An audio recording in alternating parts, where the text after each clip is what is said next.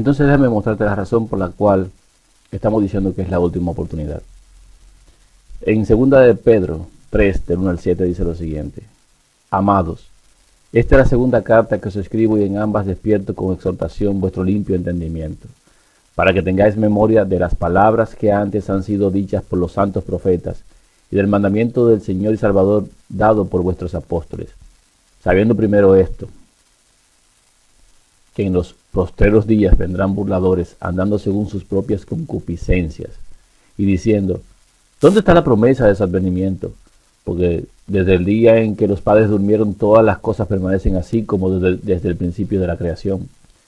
Estos ignoran voluntariamente que en el tiempo antiguo fueron hechos por la palabra de Dios los cielos y también la tierra, que proviene del agua y por el agua subsiste, por lo cual el mundo de entonces pereció anegado en agua. Pero los cielos y la tierra que existen ahora están reservados por la misma palabra, guardados para el fuego en el día del juicio y de la perdición de los hombres impíos. Nos damos cuenta de una cosa. En el versículo 4 dice: ¿dónde está la promesa de su advenimiento? Ustedes han escuchado personas que dicen: no, pero cuando mi abuelo decían eso, que el mundo se iba a acabar, y yo sigo aquí, ni eso ni mis nietos lo van a ver. ¿Qué es lo que dicen estas personas? No se ha cumplido la promesa de su advenimiento, porque desde hace tiempo que se viene hablando de lo mismo. ¿Qué dice el versículo 5? Que esas personas, no sé, hermano, yo espero que usted no sea de eso, ignoran voluntariamente que en el tiempo antiguo fueron hechos por la palabra de Dios los cielos y también la tierra. ¿Se recuerda de todo lo que hemos venido hablando? Que la palabra de Dios fue la que obró en la creación del mundo, que por su palabra fueron hechos todos los astros que hay en el universo, que por medio de su palabra se cumplen todas las cosas, que la fe consiste justamente en confiar en esa palabra de Dios y creer en ella. Pues los burladores no creen en la palabra de Dios porque dicen que lo que Dios prometió que iba a llegar, no va a llegar, no va a ocurrir jamás. ¿Y qué dice la Escritura? Que voluntariamente ignoran. De manera voluntaria, ellos prefieren rechazar lo que es la palabra de Dios. ¿Y qué pasó con los que voluntariamente ignoran las cosas? Bueno, que así como dice el versículo 6, el mundo, cuando se vaya a destruir o se vaya a revolver, va a tener esas personas que ser parte de la destrucción. Pero nosotros no somos de aquellos, ¿verdad que no, hermano? Nosotros no ignoramos voluntariamente el tiempo en que vivimos. ¿O usted es de los que dicen: hay otro loco más hablando de que el mundo se va a acabar, de que esta es la última oportunidad, que ya no queda tiempo? Pero si yo de ese tiempo vienen diciendo lo mismo y no ha pasado nada. Bueno, hermano, lo sentimos, pero en esta ocasión usted tiene que ponerse bien apretados los pantalones para poder entender claramente que no es este que está aquí que lo está diciendo, porque la palabra de Dios es la que está confirmando el tiempo. Entonces, esa misma palabra que usted entendió creó los cielos y la tierra que existen ahora, esa misma palabra dice que la tierra está reservada, guardada para el fuego en el día del juicio. ¿Y cuándo usted cree que será eso? ¿Cuándo es que nosotros pensamos que será? Bueno, la gente dice: no, eso no va a ser ahora. Nadie sabe el día ni la hora. ¿Sabe por qué dicen la gente eso? Nadie puede saber cuándo. Porque las personas entienden sencillamente que nunca Dios va a obrar. Porque ellos entienden que Dios nunca va a efectuar su palabra. Y la fecha que ellos tienen, porque tienen una fecha, es no mientras yo viva.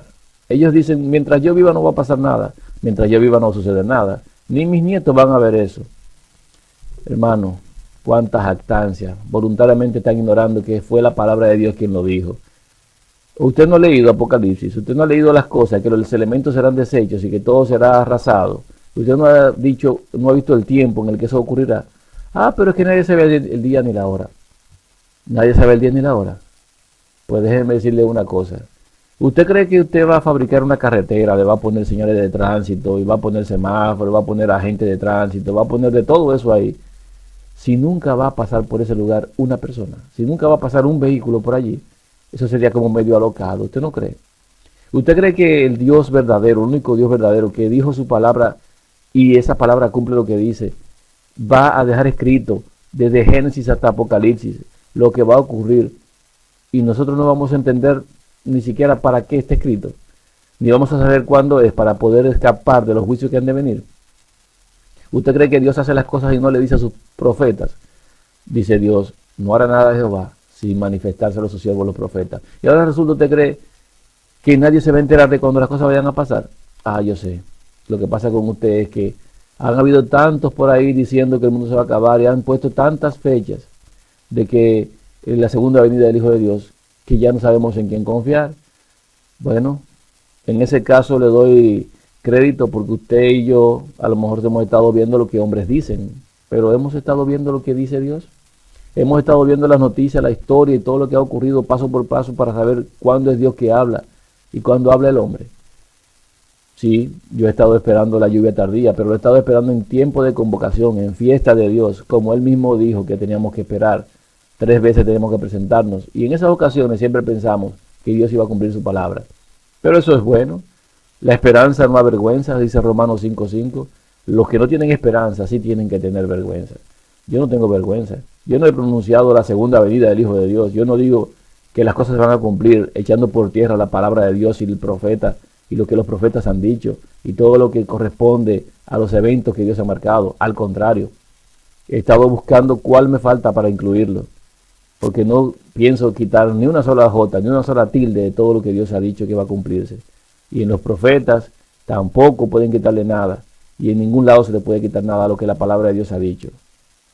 Ahora, hay muchos que han hablado, pero usted ha visto en qué han hablado. Se han hecho de dinero, han buscado prebenda, han querido que las cosas se cumplan, quitando profecías de por medio. Eso no es depender de la palabra de Dios, eso no es hablar por la palabra de Dios. Nosotros estamos hablando hoy por la palabra de Dios, con toda la profecía, con todos los detalles, con todas las cosas. No quitamos ni una sola profecía. Al contrario, estamos incluyendo profecía tras profecía, palabra tras palabra, y hasta ahora, hermano, todo armoniza perfectamente. Veamos entonces Hebreos 9:1. Ahora bien, aún el primer pacto tenía ordenanzas de culto y un santuario terrenal. ¿Qué significa esto? Que había un primer pacto. Hebreos 9, del 13 al 15. Porque si la sangre de los toros, de los machos cabríos y las cenizas de las becerras rociadas a los inmundos santifican para la purificación de la carne, cuánto más la sangre de Cristo, el cual mediante el Espíritu Eterno se ofreció a sí mismo sin mancha a Dios, limpiará vuestras conciencias de obras muertas para que sirváis al Dios vivo. Así que, por eso es mediador de un nuevo pacto, para que interviniendo muerte para la remisión de las transgresiones que había bajo el primer pacto, los llamados reciban la promesa de la herencia eterna. Ya en otro tema he hablado acerca de los 3 pactos, pero es bueno recordar una cosa, que el Hijo de Dios que se ofreció a sí mismo, o sea, el Espíritu Santo que se tomó esta carne nuestra, que fue encarnado, es el único que puede limpiar nuestras conciencias, es el único que puede sacar de nosotros la mente de pecado, es el único que puede cambiar esa mente de pecado que tenemos por una mente limpia que Él trae a nosotros, para que con esa mente podamos servir al Dios vivo. Pero, una pregunta, ¿cuándo va a ocurrir eso? ¿Cuándo es que va a darnos esa mente? ¿Cuándo es que se va a cumplir esto? Porque hasta ahora lo que vemos es 2 pactos. El primer pacto, que está basado en sangre de animales, se mataban corderitos, y el segundo pacto, que es el pacto en la sangre del Hijo de Dios, que ya no tiene que haber más muerte porque Él murió una sola vez y por todas, por cada uno de nosotros, porque nuestra Pascua o primer pacto, que es Cristo, ya fue sacrificado por nosotros. ¿Para qué es esto? Bueno, ahora hay un nuevo pacto. ¿Cuántos pactos son? Van 2. Este en sangre, aquel en sangre, porque sin sangre nada puede ser purificado. Hebreos 9:22. Y casi todo es purificado según la ley con sangre, y sin derramamiento de sangre no se hace remisión. ¿Para qué existe la sangre? Para poder, al tener fe y confiar en la palabra dada por Dios, en que el que creyera en la sangre de su Hijo de Dios, de su Hijo, el que permaneciera en su Hijo, este será lavado, limpiado, purificado, justificado por la fe en el Hijo de Dios. El que creyere en Él no será avergonzado. Entonces, la sangre estará vigente y seguirá estando vigente mientras haya alguien a quien limpiar. Por lo tanto, llegará un momento en que ya no habrá sangre, porque no hará falta limpiar a nadie, porque aún la muerte al final también dejará de ser. Entonces, la sangre no va a estar todo el tiempo disponible. Por lo tanto, hace falta otro pacto diferente que no tenga que ver con sangre. En Hebreos 7:22 dice que Jesús, o sea, el Hijo de Dios, es hecho fiador de un mejor pacto. No significa que es el pacto perfecto o el último pacto, sino un mejor pacto. Porque si fuese perfecto, no se hubiese procurado lugar para otro pacto. Eso se habla acerca del primero. Yo lo digo acerca del segundo. En Hebreos 8:6 dice, pero ahora tanto mejor ministerio es el suyo. O sea, recuerden la palabra, mejor, mejor, mejor ministerio es el suyo. Cuanto es mediador de un mejor pacto, establecido sobre mejores promesas, que es mejorado, no es definitivo, no es el último, no es el perfecto que Dios quiere establecer. Porque este pacto aún depende de algo. Depende de comidas y bebidas, depende de comer el pan y beber el vino. Depende también de sangre, la sangre del Hijo de Dios derramada. Tenemos que tener esa fe en esa sangre porque es la única sangre que puede limpiar. Pero una vez limpiados, necesitamos de un pacto que no requiera de sangre, de un pacto que no requiera comer y beber a diario comidas y cosas que son de este mundo. Y si el pan acabara, se acabaría la vida eterna. Y si el vino faltara, si no hay vides, o sea, no hay uvas, estaríamos perdidos porque no tenemos el vino para beber, para renovar el pacto. No puede ser, hermano. No puede ser basado en comida y bebida, el vino y la comida que se dan en el día de renovación del pacto. Ahora, entiéndalo, es un mejor pacto. Dios está progresando en medida en aquello que Él prometió en el inicio. El Hijo de Dios es el sacrificio perfecto, es la sangre perfecta, es aquello que hace perfectos a todos los que se allegan a Él. Pero una vez hechos perfectos mediante esa sangre, mediante ese sacrificio que es perfecto, el único que puede limpiarnos, debe haber un pacto superior que no requiera ya más de sangre para limpiar. En Hebreos 8:13 dice, al decir nuevo pacto ha dado por viejo al primero, y lo que se da por viejo y se envejece está próximo a desaparecer.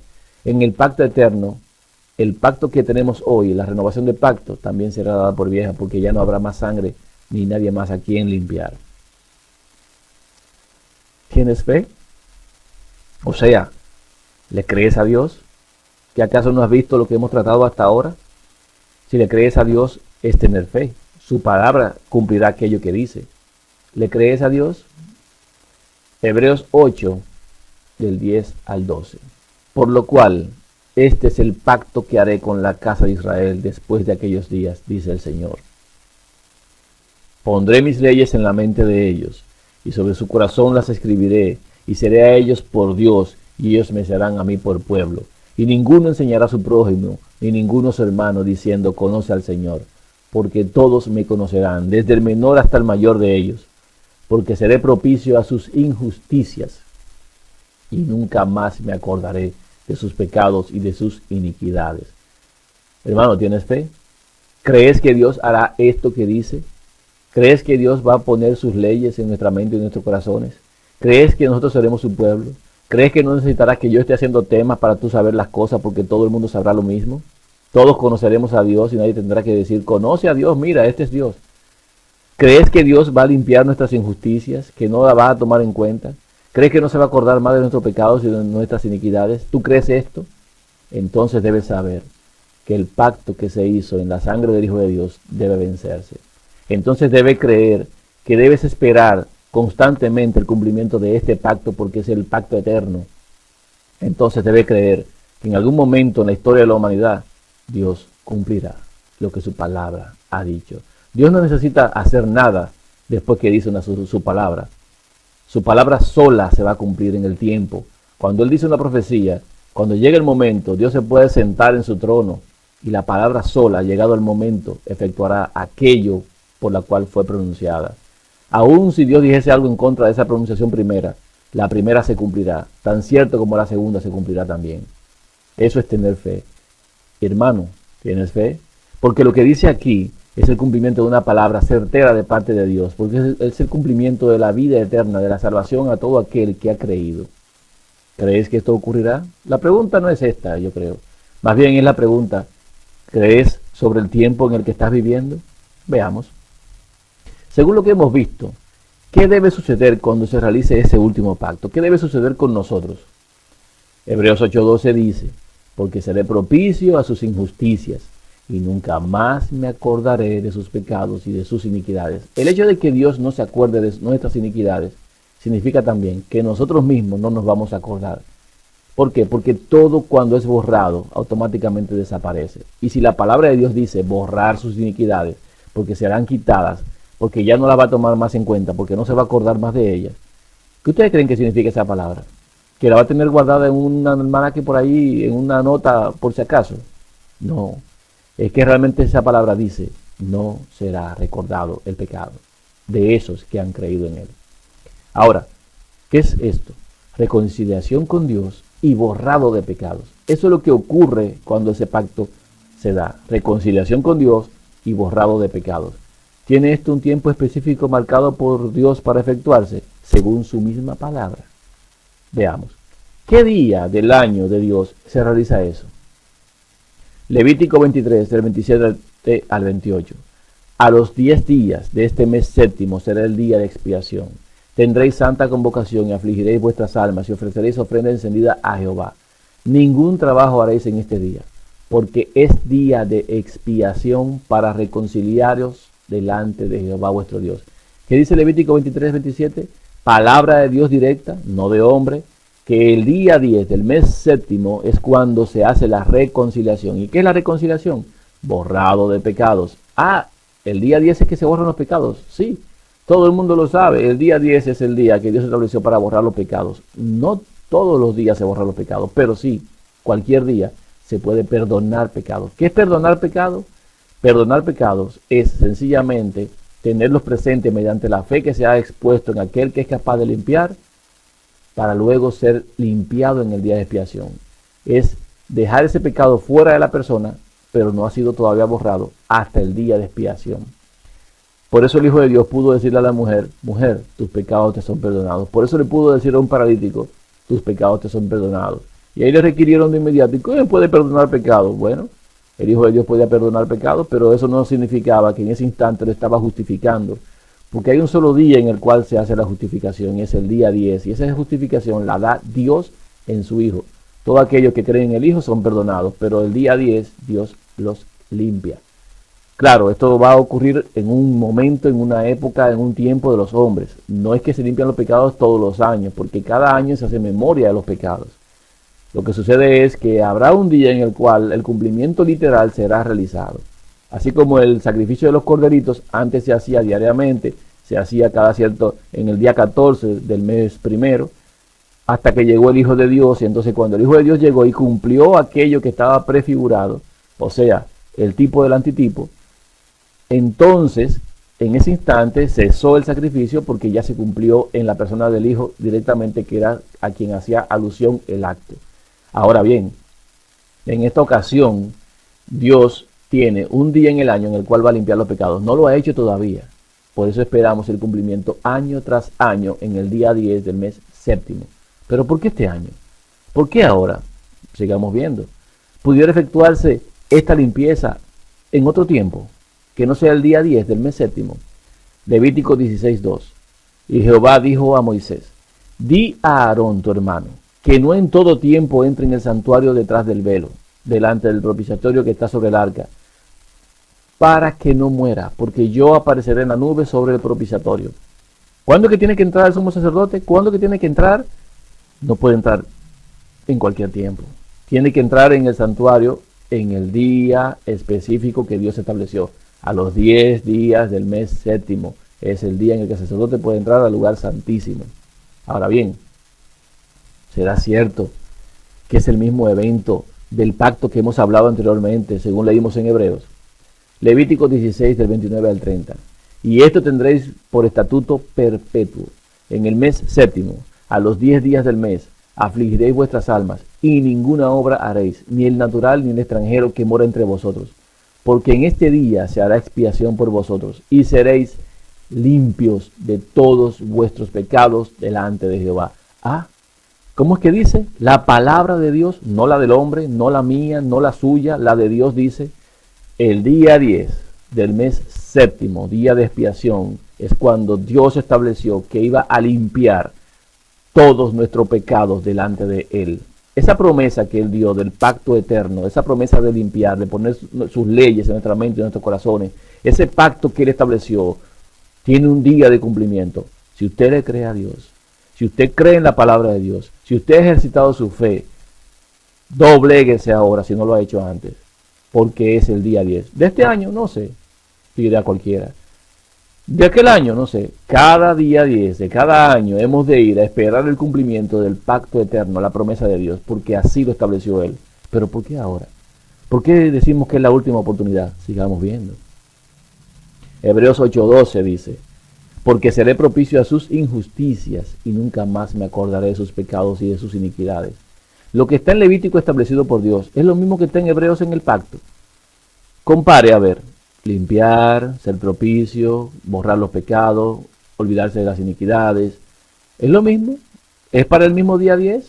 Estamos cerca del día 10, porque hoy, día 14 del mes de septiembre, a puesta de sol, lunes, es cuando inicia el conteo de los 10 días para llegar al día de expiación del mes séptimo, porque este será el primer día del mes séptimo de Dios del año 2015.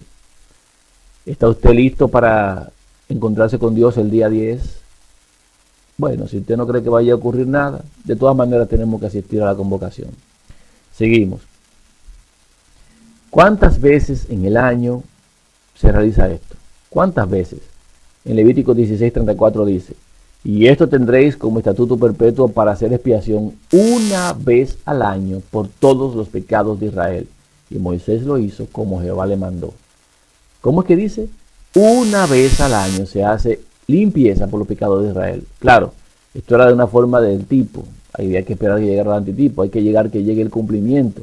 En el cumplimiento real y literal, hermanos, cuando se borran los pecados, no nos acordaremos de ellos. Ni Dios se va a acordar de ellos, porque su palabra así lo ha dicho. Pero como no ha llegado el día todavía, hemos de esperarlo. Y yo creo que es ahora. ¿Cuántas veces en el año debemos participar de fiestas?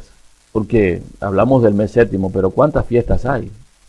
Vamos a repasar. Éxodo 23:14, 23:17 y 34:23 dicen, 3 veces en el año me celebraréis fiesta. 3 veces en el año se presentará todo varón delante de Jehová el Señor. 3 veces en el año se presentará todo varón tuyo delante del Dios de Israel. Éxodo 34:24. Porque justamente es 3 veces en el año. Deuteronomio 16:16, 3 veces cada año aparecerá todo varón tuyo delante de Jehová tu Dios, en el lugar que le escogiere. ¿Cuáles son esas 3 veces? En la fiesta solemne de los panes sin levadura, en la fiesta solemne de las semanas y en la fiesta solemne de los tabernáculos. Y ninguno se presentará delante de Jehová con las manos vacías. ¿Qué hay que llevar? Hay que llevar frutos cada vez que vamos a una convocación. Hay que llevar siempre. Nadie puede ir con las manos vacías a celebrar las fiestas. Y Salomón hacía eso, Primera de Reyes 9:25, y ofrecía a Salomón 3 veces cada año holocaustos y sacrificios de paz en el altar que él edificó a Jehová. Y quemaba incienso sobre el que estaba delante de Jehová después que la casa fue terminada. Segunda de Crónicas 8:13, para que ofreciesen cada cosa en su día conforme al mandamiento de Moisés en los días de reposo, en las lunas nuevas y en las fiestas solemnes 3 veces en el año. Esto es, número 1, la fiesta de los panes sin levadura. Número 2, la fiesta de las semanas. Y número 3, la fiesta de los tabernáculos. Si usted se da cuenta, la fiesta de los panes sin levadura empieza en el día 15 y termina en el día 22.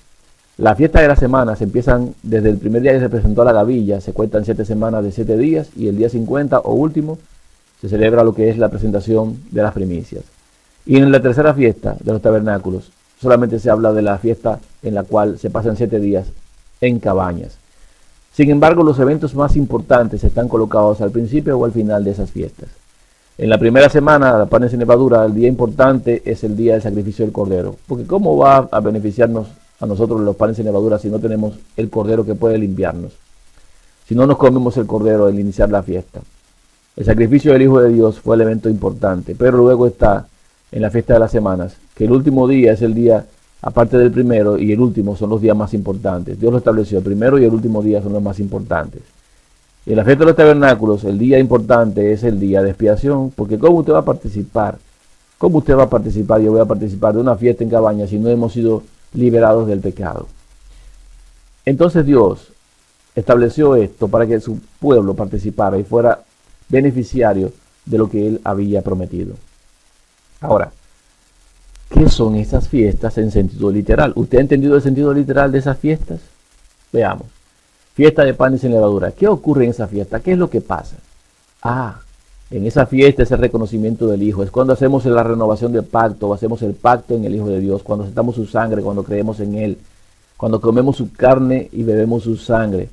Esa aceptación de Él, esa comprensión de Él, ese conocimiento del Hijo, es lo que ocurre en los panes sin levadura. Luego, en la fiesta de las semanas, lo que ocurre es que el Hijo nos presenta a su Padre. El Hijo nos lleva a su Padre como una gavilla, primeramente, y luego nos lleva como una primicia el día 50. Y entonces el Padre nos ve en la persona de su Hijo cuando Él nos presenta.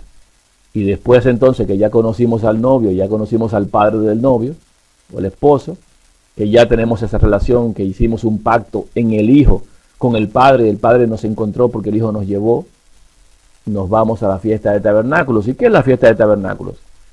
La fiesta de tabernáculos es la realización de la boda. El Padre autoriza, prepara todo para que la boda pueda ser realizada. ¿Qué boda?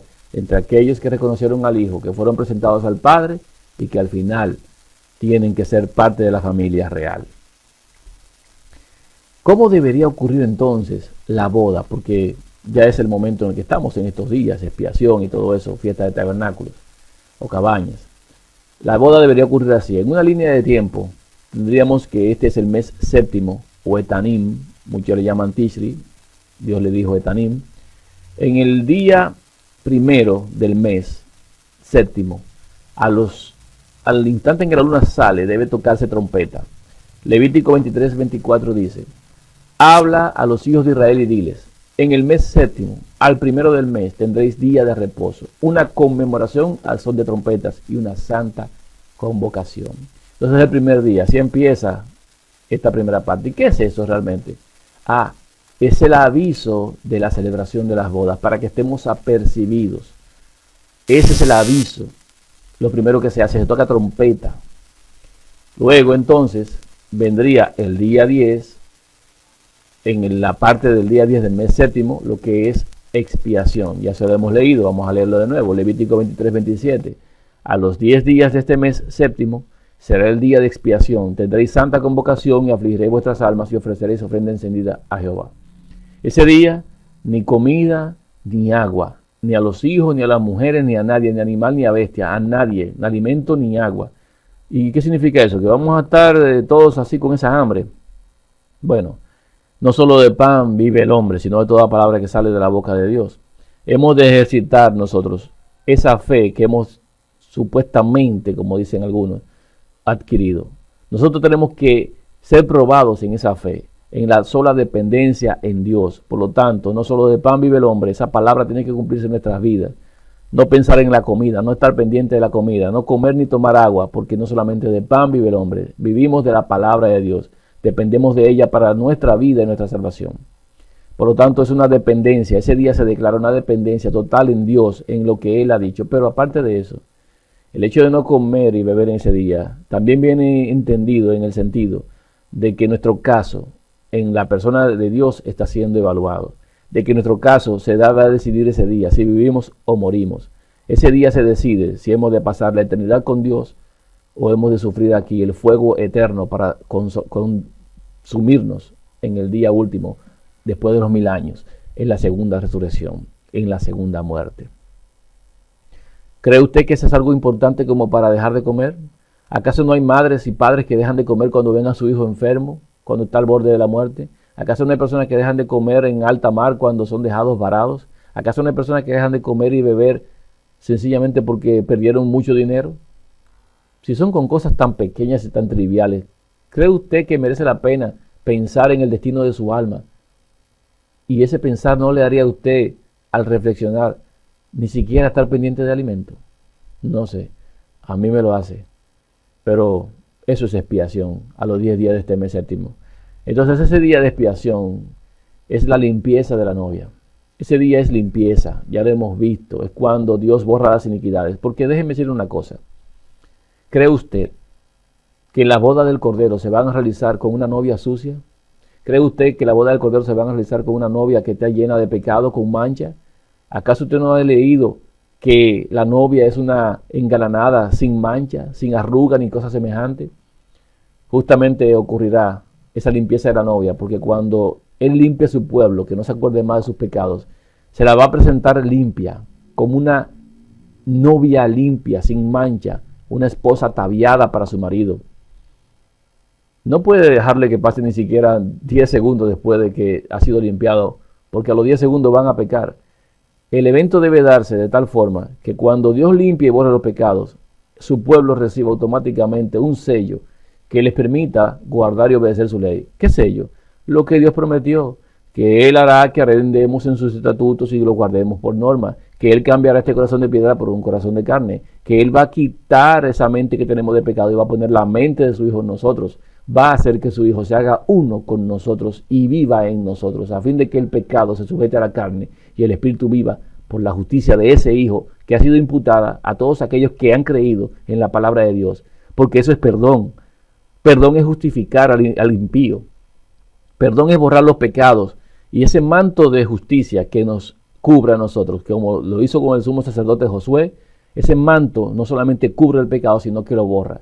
Porque si nos deja a nosotros a nuestra suerte, después de haber borrado nuestros pecados, y no nos da ese sello, y no nos da ese manto, y no nos da esa justicia imputada por haber creído, solamente por la fe que hemos depositado, como dice la Escritura, el puerco o el cerdo vuelve al cieno, al lodo, y el perro vuelve al vómito.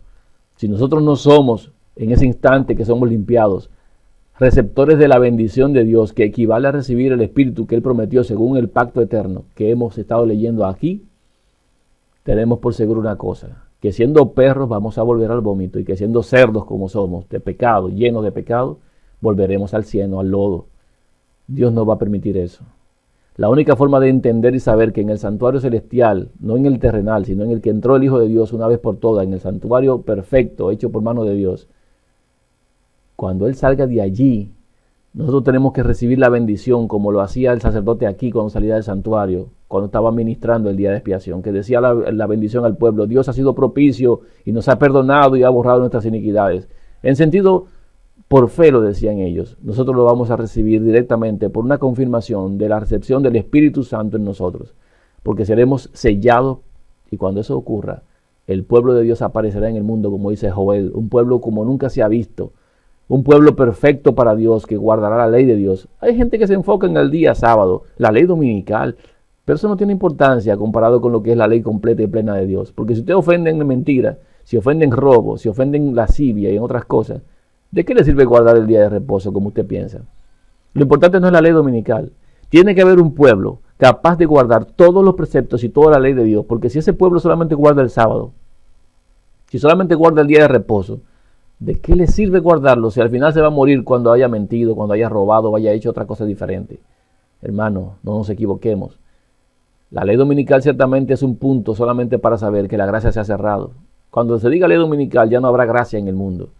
La gente cree que va a haber gracia, pero es como cuando cayó la lluvia en el diluvio. Después que la primera gota cayó, nadie podía entrar en el arca. Así cuando se diga ley dominical en los Estados Unidos, como se va a decir este año, sepa usted una cosa: la gracia se acabó. Pero antes de eso, usted también lo sabrá, porque vendrán plagas. Porque solamente las plagas van a ser efectuadas cuando haya un pueblo sellado. Y eso será, hermano, el día de expiación, cuando Dios nos limpie de nuestras iniquidades y la novia se pueda hacer uno con el esposo. A ver, ¿hay ayuno en la boda? Usted dirá: pero tú me dijiste que había ayuno. ¿Cómo que en una boda hay ayuno? ¿Por qué que hay ayuno en la boda? Porque la palabra de Dios lo dice. Ayunamos porque no tenemos al esposo. ¿Dónde está eso? En Mateo 9:15. Jesús le dijo: ¿acaso pueden los que están de bodas tener luto entre tanto que el esposo está con ellos? Pero vendrán días cuando el esposo les será quitado y entonces ayunarán. Hermano, usted una pregunta: ¿tiene ya su esposo con usted ahí? No. ¿Usted se hizo uno con su esposo ya? No. Entonces, ¿qué usted tiene que hacer el día 10? Ayune, porque cuando usted va a dejar de ayunar es cuando su esposo le sea entregado. Cuando su esposo le sea devuelto, usted dejará de ayunar. Cuando le devuelvan a su esposo, usted volverá a hacer lo que antes hacía no ayunar, pero ahora, como no tenemos al esposo, tenemos que ir el día 10 a ayunar. Tenemos que hacerlo ese día. Y cuando el esposo nos sea entregado, recibiremos comida, porque nuestro pan y nuestra agua serán ciertos, porque hemos pasado la prueba de la fe. Ahora bien, ¿qué otra cosa pasa el día 10? El sellamiento, claro está, como les he dicho, la lluvia tardía. Apocalipsis 19, 7 al 8. Gocémonos y alegrémonos y démosle la gloria, porque han llegado las bodas del Cordero y su esposa se ha preparado, y a ella se le ha concedido que se vista de lino fino, limpio y resplandeciente, porque el lino fino es las acciones justas de los santos. ¿Qué significa eso? Que a ella, a esta esposa, en las bodas, cuando llega el tiempo, a ella se le justifica. ¿Qué significa eso? Que se le quitan sus pecados, se le limpia, se le pone el manto de justicia, que son las acciones justas de los santos. ¿Y qué acciones justas tienen los santos? En sí mismos no tienen ninguna, hermano. La única justicia que tenemos es la que Dios nos imputa, la que nos entrega. Por eso somos justos solamente cuando Dios nos declara justos, porque si nosotros mismos nos consideramos justos, somos sencillamente aquellos que se justifican por las obras. No hay nada en nosotros. Todo tiene que provenir de Dios. Entonces, el sellamiento es esa concesión del sello, la justicia que viene por la fe entregada al pueblo el día en el cual las bodas tienen que realizarse. La limpieza de la novia, entonces, la entrega de perdón, que es la justicia de Dios. ¿Se recuerda lo que hablamos anteriormente? ¿Qué importante era? Perdón significa justamente recibir la justicia de Dios. Cuando pedimos perdón, lo que pedimos es la justicia de Dios, o sea, al Hijo de Dios en nosotros. Cada vez que pedimos perdón, le decimos a Dios, cumple en nosotros la promesa del pacto eterno, entréganos el espíritu de tu Hijo. Eso es lo que estamos pidiendo cuando pedimos perdón. No se cree usted que pedimos perdón en el sentido de, bueno, perdóname, yo sigo pecando. No, no es así. Es que estamos esperando la promesa. En Joel 2:28 dice, y después de esto derramaré mi espíritu sobre toda carne, y profetizarán vuestros hijos y vuestras hijas. Vuestros ancianos soñarán sueños, y vuestros jóvenes verán visiones. Ese será el cumplimiento de Joel 2. ¿Después de cuáles días? Después de los días en los cuales se le está esperando para que la boda se realice. Ahora bien, la boda. La boda. El día 10 es la boda, hermano. ¿Por qué es la boda el día 10? Génesis 2:24. Por tanto, dejará el hombre a su padre y a su madre, y se unirá a su mujer, y serán una sola carne. ¿Cuándo es que se realiza la boda? Cada vez que un hombre se une con una mujer, es una boda. Aquí la gente le ha puesto boda cuando firman un papel. Bueno, allí lo que habrá es un pacto dado por Dios, pero en este caso estamos hablando de que el Hijo de Dios será uno con nosotros, después de haber sido limpiados, no antes. Juan 17:23 dice, yo en ellos y tú en mí. ¿Cómo dice Juan 17:23? ¿Qué es lo que pide el Hijo de Dios? Yo en ellos y tú en mí. Ese matrimonio, esa unión, Él en nosotros en Él, la unidad perfecta. Para que sean perfectos en unidad, para que el mundo conozca que tú me enviaste. ¿Qué significa para que el mundo conozca? No para que el mundo se salve, es para que cuando yo esté en ellos, el mundo pueda tener el testimonio vivo de mi espíritu en ellos y ellos puedan decir el testimonio. Y entonces el mundo va a conocer que tú me enviaste y que los has amado a ellos como también a mí me has amado. Ahí comprenderán ellos el amor de Dios para con su pueblo. ¿Qué es eso? Unión matrimonial. Entonces, después de la unión matrimonial, ¿qué viene? Bueno, un fuerte pregón. ¿Y un fuerte pregón para qué? Son los invitados a las bodas. Las bodas se realizan, los invitados tienen que participar también. Mateo 25, del 1 al 6, dice, entonces el reino de los cielos será semejante a 10 vírgenes que tomando sus lámparas salieron a recibir al esposo. 5 de ellas eran prudentes y 5 insensatas. Las insensatas tomando sus lámparas no tomaron consigo aceite, mas las prudentes tomaron aceite en sus vasijas, juntamente con sus lámparas. Y tardándose el esposo, cabecearon todas y se durmieron. Y a la medianoche se oyó un clamor, aquí viene el esposo, salid a recibirle. Escuchen esto, vamos a entender los símbolos. ¿Lámpara qué es? La palabra de Dios. Lámpara es a mi pies tu palabra y lumbrera mi camino. Lámpara, palabra de Dios. ¿Y qué es el aceite? El aceite es la fe. ¿Qué es la fe? La fe es la confianza en esa lámpara, en la palabra. La fe está dentro de la palabra. Usted tiene que conocer la palabra para tener la fe. Pero hay 5 que tienen la Biblia bajo el brazo Y hay 5 que han entendido esa palabra y la han aceptado por fiel. Hay 5 que leen la Biblia y no le hacen caso a la palabra de Dios. Y hay 5 que sí están pendientes de las cosas que dicen ahí y tienen esperanza en el cumplimiento de Dios.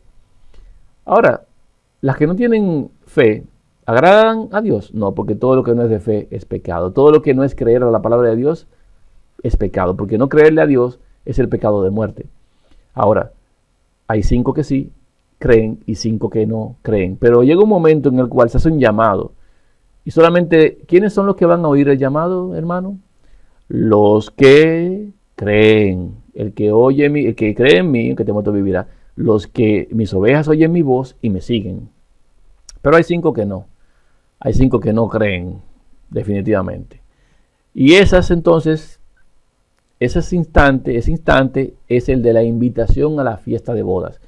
Ya hubo una esposa con su esposo. Ahora, ¿quién hace el llamado? Vamos a ver luego quién hace el llamado. Ese que se oye a medianoche. Ese de medianoche que dice, aquí viene el esposo, salió a recibirle. A ver quién es que hace ese llamado. Veamos. En Apocalipsis 22:17 dice, y el espíritu y la esposa dicen ven. Y el que oye diga ven. Y el que tiene sed venga. Y el que quiera tome el agua de la vida gratuitamente. ¿Quién es que dice viene el esposo? El espíritu y la esposa dicen ven. ¿A dónde están invitando ellos? Están invitando a las bodas. ¿Y qué hay en esas bodas? El que tiene sed venga y beba. Eso es lo que está diciendo. Entonces esa invitación a las bodas la hacen justamente la esposa después de haber recibido el sello. Ese es el fuerte pregón. El espíritu dentro de su esposa, en sus hijos de Dios, son los que hacen el llamado, el espíritu y la esposa. Una invitación a todo aquel que anda por ahí supuestamente con la Biblia. Y los que creen, los que tienen aceite, van a entrar. En Juan 7:37 dice, en el último y gran día de la fiesta, Jesús se puso en pie y alzó la voz diciendo, si alguno tiene sed, venga a mí y beba. Está ejercitándose en este momento lo que es el mismo evento, prácticamente, en la fiesta del mes séptimo. ¿Cuándo es que el espíritu y la esposa tienen que decir ven? En el mes séptimo de Dios, durante la fiesta del mes séptimo. No puede ser en otro tiempo, cuando el espíritu y la esposa, después de haber sido unidos, digan ven. Ahora, ¿cuándo van a entrar las personas? Justamente durante ese tiempo. Entonces, sigue diciendo en Mateo 25, del 7 al 12. Entonces todas aquellas vírgenes se levantaron, o sea, escucharon la voz, y arreglaron sus lámparas, revisaron sus Biblias, y las insensatas dijeron a las prudentes, no creemos que esto sea así, esto no es para ahora. Dice, danos de vuestro aceite, porque nuestras lámparas se apagan. O sea, yo no creo lo que dice aquí en la Biblia. ¿Usted está segura de que esto va a pasar ahora? De que esta gente que están llamándonos a nosotros realmente están diciendo que el tiempo se va a acabar, que las cosas van a suceder. Pero ¿será eso así? ¿Será que es cierto? Digan ustedes si eso es así, porque eso es pedirle la fe ajena, hermano. Pedirle la fe ajena al otro. Dime si eso es así. Pues, si tú quieres averiguar, como dicen las prudentes, el versículo 9, respondieron diciendo, para que no nos falte a nosotras, no sé que nosotros no equivoquemos, ¿verdad? Y a vosotras, id más bien a los que venden y comprad para vosotras mismas. La pregunta es si el aceite se puede comprar. ¿La verdad de Dios se puede comprar? No. Entonces, ¿a dónde van a ir esta gente? ¿Quiénes son los que venden? Los que venden son los pastores, los sacerdotes, los grandes líderes del mundo, son los que venden. Y ellos van a preguntarle, ¿y esto es así, verdad que el mundo se va a acabar? ¿Y qué usted cree que le van a decir ellos? No va a pasar nada. Fueron a los que venden, pero mientras ellas iban a comprar, en lo que ellas van a preguntar y a indagar, porque como no tenían la fe en la palabra, tuvieron que ir a indagar, vino el esposo. Y las que estaban preparadas entraron con él a las bodas y se cerró la puerta. ¿Qué pasó? Que llegó el momento en el cual ya la fiesta de bodas se iban a celebrar y los que iban a entrar, entraron. Después vinieron también las otras vírgenes, diciendo, Señor, Señor, ábrenos. Mas él respondiendo dijo, de cierto os digo que no os conozco. ¿Qué significa eso? Significa que el día 15 del mes séptimo de Dios, o sea, cuando llegue el momento en el cual la boda tienen que ya celebrarse, en el sentido de una celebración, como una fiesta, es el fin de la gracia. ¿Por qué? ¿Por qué fin de gracia el día 15 del mes séptimo de Dios? Muy sencillo, porque aquí, como usted puede ver, las que iban a entrar, entraron cuando fueron llamadas, pero las otras, durante las bodas, o sea, durante los días que corresponden a la celebración de la fiesta de las bodas, quisieron entrar. ¿Y qué se les dijo cuando quisieron entrar? Que ya no había oportunidad. Por lo tanto, cuando las puertas se cierran es cuando las bodas empiezan a celebrarse en el día 15. Vamos a ver esto más en detalle porque este es el cierre de la invitación. Ya el día 15 se cierra la invitación.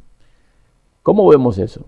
En el Levítico 23, versículo 39 dice: pero los 15 días del mes séptimo, usted está viendo, 15 días del mes séptimo, cuando hayáis recogido el fruto de la tierra, haréis fiesta a Jehová por 7 días. El primer día sería día de reposo, que es el 15, y el octavo día, que es el día 22, también será día de reposo. Por lo tanto, del 15 al 22 es cuando se hace la fiesta por 7 días. ¿Pero cuándo se hace la fiesta por 7 días? Cuando ya se ha recogido el fruto de la tierra, porque nadie puede presentarse a Jehová con las manos vacías. Por eso la boda es el día 10, se hace la invitación a los invitados, los que están listos entran, y después que hayan entrado, el día 15, cuando ya no hay más invitación, entonces la puerta se cierra. Y ese día primero es el primer día de fiesta, y el octavo día es día de fiesta. ¿Y qué pasa si alguien quiere entrar el 16? Que ya la puerta está cerrada, porque los que iban a entrar a celebrar los 7 días ya entraron. ¿Y qué tiempo tienen? Tienen el tiempo desde el que se unió el esposo con la esposa y dieron el llamado, hasta el momento en el cual la boda debe empezar su fiesta. La celebración de bodas, entonces, 7 días, y luego el octavo día, el día 22, último día. La celebración de fiesta de bodas es lo que se celebra Cabañas. Cabañas realmente es la convivencia durante 7 días del pueblo de Dios con Dios, apartado del mundo. Génesis 29:27 dice: cumple la semana de esta, y se te dará también la otra, por el servicio que hagas conmigo otros 7 años. Esto fue cuando Labán le dijo a Jacob, después de haber trabajado 7 años para que le dieran a Raquel y le dieron a Lea, le dice: mira, como tú sabes, ya tú tuviste relación con ella, ya tú te hiciste uno con ella. Ahora, para que esto pueda ser una realidad, para que esto pueda ser ya reconocido por todos como un verdadero y real pacto, cumple esta semana, porque las bodas, hermanos, siempre las bodas eran de una semana. Eran 7 días completos de fiesta, de alegría, porque venían muchas personas de muchos lugares distintos y tenían que darle tiempo para que las personas se pasaran un tiempo con su familia, para que pudieran compartir y todo el mundo pudiera conocer al esposo y a la esposa. No sea cosa que alguien sin conocer al esposo o a la esposa después le tire ¿verdad? Para tratar de conquistar a uno o al otro. Esto era un asunto sumamente importante. La semana completa, 7 días para la consumación. 7 significa totalidad o plenitud. Por lo tanto, esa boda de 7 días, esa celebración de 7 días, está marcada desde el día 15 hasta el día 21 del mes séptimo, e inclusive el 22 es día de Santa Convocación. Ahora, ¿por qué ahora entonces? Eddie, está muy bien, yo entiendo todo eso, va a ocurrir así, puede ser cualquier día, cualquier año, o sea, puede ser cualquier año en el mes séptimo que ocurra esto a sí mismo, pero ¿por qué ahora? ¿Por qué no ser en el 2035, en el 2060? ¿Por qué tiene que ser en el 2015? ¿Por qué tiene que pasar ahora? Bueno, ustedes se acordarán, hermanos, de este calendario. Este es un cronograma profético, se trató en lo que es la última generación. Lamentablemente no todas las cosas ocurrieron en términos de la esperanza de la lluvia tardía cuando nosotros pensábamos. Nos faltaba entendimiento, nos faltaba palabra de Dios que nos corrigiera en el tiempo en cuanto al momento y el evento que iban a ocurrir. Solamente nos hemos distorsionado exclusivamente cuando tiene que ver con la mujer en el desierto. Durante los 42 meses, estos que están aquí, estos 42 meses de los gentiles, esos 42 meses que están ahí son los que nos han distorsionado, porque siempre pensamos en un momento que iban a empezar desde que la bestia subiera, desde que subiera, mejor dicho, el inicuo, porque la bestia subió desde el año 1929, según lo que hemos visto aquí. Ahora, desde 1929 surgió la bestia del abismo, cuando la primera cabeza se levantó. Ahora tenemos aquí, en este tiempo, lo que es el inicuo. ¿Y cómo usted sabe que ese es el inicuo?, preguntan la gente. Muy sencillo, porque él se levantó con todas las condiciones que están narradas en 2 de Tesalonicenses, que vamos a ver. Ahora, pensamos que se iba a dar de inmediato, pero no fue así. Luego pensamos que se iba a dar al tiempo, y luego a los 2 tiempos, porque hemos estado esperando cada año el cumplimiento de la promesa de Dios durante los 42 meses. para sencillamente saber que hemos de dar un testimonio al mundo. Ahora, Dios ha querido en su bondad, y le agradezco de verdad que sí, totalmente a Dios, que ha hecho que el tiempo de angustia sea más corto. Si Dios no acorta el tiempo, como dice la Escritura, ninguna carne se salvaría. Ahora, tenga presente una cosa. Dios no puede acortar la profecía. Dios no puede acortar lo que Él dijo, porque su palabra no puede ser quebrantada. Lo hemos visto. Esto es creer esperanza contra esperanza. Es la palabra de Dios contra la palabra de Dios. Pero Dios cumplirá las dos cosas. ¿Cómo lo hace? Muy sencillo. El tiempo de la bestia, en el caso del tiempo cuando subió el inicuo, cuando le toca a Satanás ya reinar, sus 42 meses, el poco tiempo que le queda, es completo. Pero la angustia es acortada y solamente va a empezar en el último año. Es lo que entendemos, porque ya no hay más tiempo. No hay manera de que pueda ocurrir en el año 2016. No puede ocurrir allá. ¿Por qué? Porque los 5 meses que dura la quinta trompeta, por ejemplo, no daría el tiempo para lo que es el cumplimiento de todas las plagas que han de ocurrir durante el tiempo que deben ocurrir. Como todo eso no puede ocurrir, el único momento en el cual podemos recibir la lluvia tardía es ahora en este año. Porque si hemos de ir 3 veces en el año y no ocurriese ahora, el año que viene tendríamos que participar de renovación de pacto o fiesta de panes y levadura, tendríamos que ir a la fiesta de las semanas y de Pentecostés, tendríamos que volver otra vez al día a día de expiación. Y cuando lleguemos al final en expiación, ¿saben qué va a pasar? Que justamente durante el tiempo de expiación se cumplen los 42 meses desde que Jorge Mario Bergoglio, alias Papa Francisco, ha subido al trono. Entonces, ese inicuo, el tiempo que tiene realmente es de 42 meses. Por eso es que decimos, es ahora, porque no hay más oportunidad de que el pacto se cumpla. Y como hemos visto, el único día exclusivamente en el cual el pacto se puede cumplir es el día 10 del mes séptimo. De lo contrario, tendríamos que esperar el pacto y el cumplimiento, y esto sin ningún tipo de error, un día 10 del mes séptimo. No hay otro día, no hay otro en ninguna forma dado por Dios en el cual el pacto eterno definitivo, la boda con su Hijo, la unión, la limpieza del pueblo pueda ser efectuada. No hay otro día que no es el día 10 del mes séptimo. Sin importar lo que suceda, no hay otro día. No hay otro día. Ahora, de no ser ahora, tendríamos que esperar el año siguiente. Y estaríamos totalmente fuera de profecía. Estaríamos todos desfasados porque no tendríamos conocimiento ni noción de cuándo es los 42 meses, cuándo los 1260 días. Yo tendría que desechar este calendario en el sentido de el tiempo establecido. Y tendríamos que esperar que aparezca de nuevo todo en el mismo orden, en la misma forma en la que han ido surgiendo en estos días. Y hermano, eso es imposible. Porque lo que ha ocurrido no ha sido coincidencia, ha sido cumplimiento profético de la palabra que Dios había empeñado, que tiene el cumplimiento en sí misma. Por lo tanto, es ahora. Es ahora. Ahora bien, aquí vemos entonces una corrección en este calendario. Fíjense que las correcciones ni siquiera se sienten en el calendario, si usted tiene el anterior. Y es que dice que en vez de la mujer estar en el desierto por espacio de un tiempo y medio o un tiempo, realmente la mujer está en el desierto en el sentido de no estar perseguida durante 2 tiempos y medio. ¿Por qué? Porque al no tener el sello, Satanás no sabe quiénes son. Entonces solamente son identificados por el mundo y hasta la creación misma los va a identificar cuando hayan sido sellados. Y a partir de ahí, que ya se sabe quién es quién, entonces sí se puede perseguir. Si hay 50 personas y yo le digo, hay uno que es un ladrón, hasta que usted no lo identifique no puede meterlo preso. Tiene que esperar a ser identificado. Entonces aquí Satanás está esperando que sean identificados. Él sabe que nuestros casos están en manos de Dios, pero no está claro sobre quién se ha decidido el caso, si es para vida eterna. Porque somos pecadores y Él nos ve pecando constantemente y no entiende o no sabe exactamente quién ha sobrepasado la prueba de fe y quién no, hasta que no llegue el momento del sello. Entonces cuando el momento del sello llegue, el mundo se va a convulsionar, porque hasta las plagas o trompetas no pueden sonar, como dice el ángel, hasta que no estén sellados en la frente de los siervos de Dios. Porque la misma quinta trompeta demanda que no se le haga daño a los que tienen el sello en su frente.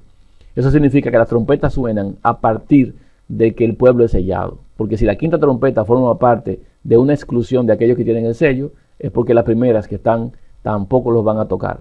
Eso significa que el sello tiene que darse y luego sonarán las trompetas, igualito que como lo hemos visto anteriormente. Entonces la diferencia es que ahora son 2 tiempos y medio y que ahora en este año, en el mes séptimo de Dios, el pueblo será sellado y a partir de ahí será tiempo de angustia. A partir de ahí sucederá todo lo que es el desastre que Dios ha dicho sobre el hombre por causa de su transgresión. Entonces el tiempo de angustia será un tiempo. No puede ser ya cambiado este cronograma. Es imposible. Porque de ser cambiado, todo esto cambiaría y nada tendría sentido. Lo digo para que ustedes tengan la certeza de que realmente es ahora. No en el sentido de una duda. No tengo duda. Ninguna duda. Y el orden de los eventos se van a dar a sí mismos como están ahí. Sellamiento, fuerte pregón. ¿Usted se acuerda que lo habíamos visto? Fin de gracia, el día 15 del mes séptimo. Luego, después de eso, cuando el pueblo esté sellado y esté en su fiesta, suenan las trompetas, que se sueltan los vientos. Y luego entonces se establece la ley dominical, cuando ya la gracia ha sido cerrada. Hermano, esto es por fe. ¿Cree usted en el cumplimiento de la palabra de Dios o piensa que esto va a durar más, según dice el hombre, palabra de hombre? Vamos a ver más detalle esto. Vamos a ver más detalle esto para que usted pueda tener la noción. De ahí en adelante todo ocurre y transcurre exactamente igual como se ha hablado. Recuerde, solamente cambió que en vez de recibirlo antes, lo vamos a recibir después. La palabra de Dios se cumple 100%. Son 42 meses del tiempo de ellos y todas las plagas y todas las cosas descritas ocurrirán. Ninguna de esas cosas faltará. Entonces, nuestro punto de partida para saber que estamos en los 42 meses ha sido que se haya quitado el continuo y se haya subido el inicuo. Quitar el continuo representó justamente, como bien se marcó en el cronograma, cuando Satanás cayó como un rayo del cielo. Y eso fue en la renuncia de Benedicto XVI, el día 11 de febrero del año 2013. A los 30 días exactos, el día 13 del mes 13, que es el día primero del mes primero de Dios, de Aviv, subió Jorge Mario Bergoglio, Papa Francisco, a gobernar. Después que Satanás cayó, Satanás levantó a su inicuo, porque el inicuo es por advenimiento o por obra de Satanás, cuyo advenimiento es por obra de Satanás. Y ese inicuo, y lo sigue siendo inicuo porque ha usurpado el lugar de un trono de un rey que no ha muerto, porque mientras el rey anterior no muera, él no puede ocupar el trono. Sin embargo, está ocupando un trono aún con el rey estando vivo, que es Benedicto XVI. ¿Cómo podemos ver eso? En 2 Tesalonicenses lo narra exactamente cómo sucedió. Veamos. Pero con respecto a la venida de nuestro Señor Jesucristo y nuestra reunión con Él, os rogamos, hermanos. ¿Qué está diciendo? Con respecto a la venida del Hijo de Dios y de la reunión con Él. ¿Cuándo ocurrirá eso? Porque no está hablando de tiempo pasado, está hablando para el futuro. Dice aquí, os rogamos, hermanos, que no os dejéis mover fácilmente de vuestro modo de pensar. Ni os conturbéis, ni por espíritu, ni por palabra, ni por carta, como si fuera nuestra, en el sentido de que el día del Señor está cerca. O sea, no me haga caso a mí, que soy Eddie Sánchez. ¿Eso que está diciendo ahí? No, está diciendo que nadie diga que está cerca, que eso que está prometido ocurrirá sin que ocurran ciertas cosas. ¿Cuáles son? Nadie os engañe de ninguna manera, porque no vendrá sin que antes venga la apostasía. ¿Qué tiene que venir primero? La apostasía. ¿Qué es eso? La negativa de todas las iglesias, aquello que es verdad, que es de Dios. Y eso llegó ya. El mensaje del segundo ángel ya lo dijo. Pero ahora lo dijo más fuerte y más poderoso en la voz del cuarto ángel, que es la unión del primero, segundo y tercero. ¿Qué debe venir? Apostasía. Ya llegó. Estamos viviendo en ella. Y se manifieste el hombre de pecado. Porque el Hijo de Dios o su manifestación será, nuestra reunión con el Hijo de Dios será cuando el hombre de pecado se manifieste. ¿Y quién es el hijo de pecado? ¿De qué manera se va a manifestar el hijo de pecado? Ese hombre de pecado, ese hijo de perdición. ¿Cuáles son sus características? Dice, el cual se opone y se levanta contra todo lo que se llama Dios o es objeto de culto, tanto que se siente en el templo de Dios como Dios, haciéndose pasar por Dios. ¿No os acordáis que cuando yo estaba todavía con vosotros os decía esto? ¿Ustedes no se acuerdan? Y ahora vosotros sabéis lo que lo detiene. ¿Qué detiene qué? Lo que detiene a este inicuo, a fin de que a su debido tiempo se manifieste. ¿Qué es lo que pasa? Que se debe manifestar un inicuo, pero hay algo que lo detiene. ¿Y qué lo detiene? Déjenme ver, porque ya está en acción el misterio de la iniquidad. Solo que hay quien al presente lo detiene, hasta que él a su vez se ha quitado de en medio. Hay algo que detiene que aparezca ese inicuo. Alguien está en el medio y tiene que ser quitado. Eso es lo que dice ahí. Y entonces se manifestará aquel inicuo cuando ese sea quitado, ¿verdad? A quien el Señor matará con el espíritu de su boca y destruirá con el resplandor de su venida. ¿Qué significa eso? Que ese inicuo tiene que durar vivo hasta la aparición del Hijo del Hombre, hasta la aparición del Hijo de Dios, hasta que llegue este Señor. Debe durar vivo ese inicuo. Pero ¿cómo va a venir ese inicuo? Inicuo cuyo advenimiento es por obra de Satanás. ¿Qué significa eso? Que es Satanás quien levanta a ese inicuo. ¿Y cómo va Satanás a levantar a ese inicuo? Ya lo hemos visto. Cayó el día 11 de febrero como un rayo en el Vaticano cuando se fue Benedicto XVI. Y Satanás mismo, habiendo caído en el Vaticano, levantó en el Vaticano a aquel inicuo, porque es por advenimiento de Satanás, por obra de Satanás, con gran poder y señales y prodigio mentiroso, y con todo engaño de iniquidad para los que se pierden. Todo el que le cree a él se pierde, por cuanto que no recibieron el amor de la verdad para ser salvos. ¿Qué fue lo que no recibieron? No fue que no se les entregó, fue que no lo aceptaron, no aceptaron el amor de la verdad, prefirieron el amor del mundo. Porque saben una cosa, hermanos, hay mucha gente hoy exigiendo amor. Usted no tiene amor, no dan amor, usted es demasiado duro, muy psicorrígido. Usted no tiene amor. Al primero que hay que acusar de no tener amor, entonces sería el Hijo de Dios. Porque el Hijo de Dios le dijo a un grupo de gente, ustedes vienen por el pan que perece, ustedes no vienen por el pan que viene de arriba, procuren el pan que viene de arriba, dejen de estar buscando comida aquí. ¿Y saben qué? Los apóstoles le dijeron, Señor, tú no tienes amor. ¿Fue eso lo que le dijeron? Duras palabras has dicho. ¿Y saben qué le respondió él? Ay, perdóname, no fue mi intención. No. El Hijo de Dios le dijo, ¿ustedes también se quieren ir? Hay gente que anda buscando amor. ¿Sabe qué amor andan buscando? El amor del mundo. Un amor asesino, un amor cruel, un amor egoísta. Hay personas que matan a otro por amor. ¿Usted sabía eso? ¿Y qué amor es ese que mata a otro por amor? Un amor que cuando yo no tengo lo que quiero, mato para que nadie más lo tenga. Es un amor engañoso. La gente en este mundo pide amor. ¿Qué amor es ese que pide? Un amor permisivo, un amor en el cual, vamos a no tener pleito, no vamos a discutir. Pero ese no era el amor de Pablo, porque Pablo discutía y discutió por 3 sábados seguidos, consecutivos, 3 días de reposo, discutiendo acerca de la palabra. Eso es amor, cuando usted le da la verdad al otro sin importar cuáles serán las consecuencias. Pero hay gente que no es ese amor el que quiere, el amor de la verdad. Hay gente que lo que quiere es el amor de la complacencia, el amor de olvidarse de Dios, el amor de vivir en armonía. ¿Sabe cómo se llama ese amor? Ese amor se llama amor ecuménico.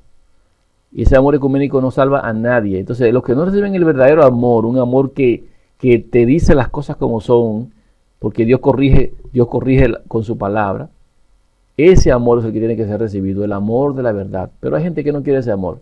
Hay gente que prefiere el amor de, voy a vivir bien con mi familia, mi padre, mi madre y mis hermanos, mis nietos, mi esposo, mi esposa. Vamos a vivir bien en armonía.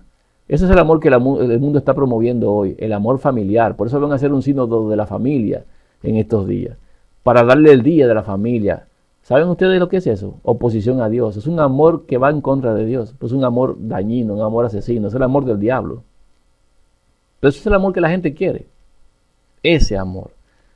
¿Y qué hace Dios cuando la gente quiere ese amor? Les envía un poder engañoso para que crean a la mentira.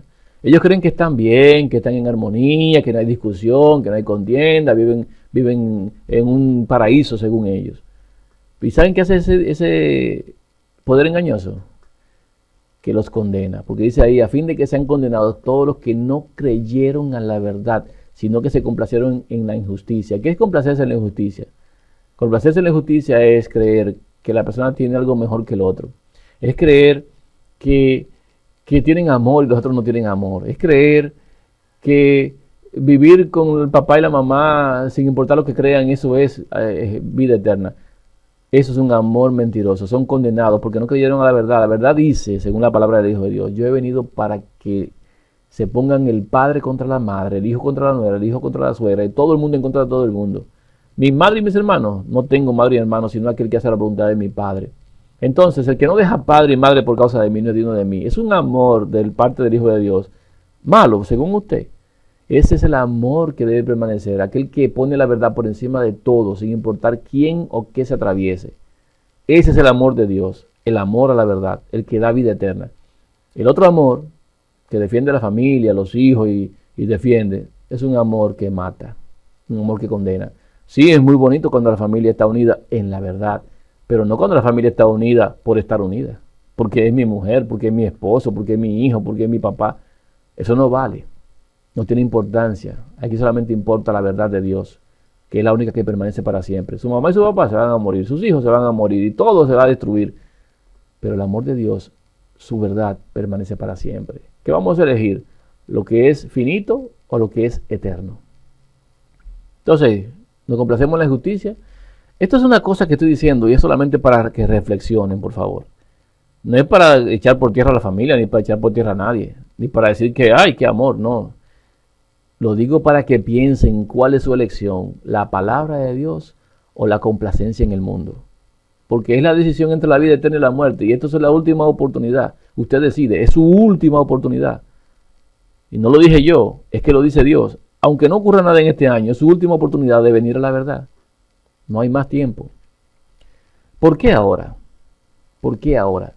Dice el Papa Francisco, me quedan 2 o 3 años de vida. Eso lo dijo, fue publicado el 19 de agosto del 2014. El Papa dice, me quedan 2 o 3 años de vida. ¿Y por qué lo dice? Ay, que el diablo sabe que le queda poco tiempo. Ustedes sabían eso, yo lo publiqué en otro tema. Pero lo puse aquí de nuevo. ¿Saben por qué? Porque hay gente que lo dice Eddie Sánchez, que esto se acaba en el 2016 y es un loco. El Papa Francisco dice, me quedan 2 o 3 años de vida y eso es un siervo de Dios. Ah, qué bien, porque él sí puede saber cuánto tiempo le queda de vida, pero yo no puedo saberlo.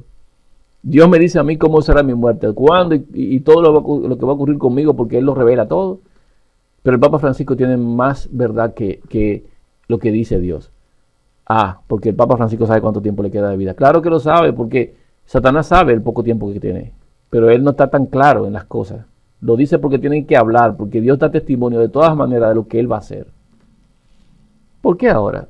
Porque los líderes religiosos tienen un ecumenismo, porque los católicos, adventistas, luteranos y todo el mundo, sin importar, está unido en una misma creencia de mentira. Está unido en el mundo para el mundo, está en contra de Dios. Todos los líderes religiosos, dice el Papa Francisco, nos reconocemos y caminamos como hermanos. Claro, son hijos de su mismo padre del diablo. ¿Cómo no van a caminar como hermanos? ¿Usted ha visto esto? Entonces, estamos en el último tiempo, una conflagración del mundo en contra de Dios. Ellos son hermanos. La pregunta es si usted es hermano de ellos o si nosotros somos hermanos de ellos. Hermanos, no todos somos hermanos. Por eso yo no le llamo hermano a todo el mundo. Yo le llamo hermano a todo aquel que tiene el mismo padre, el mismo hijo que yo. Y todos aquellos que son de la misma fe. Los que creen en la palabra de Dios, el cumplimiento, los que creen en la profecía. Porque si alguien no cree que las cosas van a ocurrir, que Dios ha dicho una cosa y que será así, lamentablemente no es mi hermano. Porque los míos son los que son de la misma fe. Los que son de la fe de Abraham. Hay gente que quiere, no, que yo soy de la fe del Hijo de Dios, yo soy de la fe de Jesús, como dice Apocalipsis. Usted es de la fe del Hijo de Dios, si usted cree ciegamente, no ciegamente, en realidad Dios da razones para que creamos en Él. Si usted cree a ciencia cierta, mejor dicho, que la palabra de Dios se va a cumplir tan ciertamente como fue pronunciada. Solamente así, si usted le cree a Dios.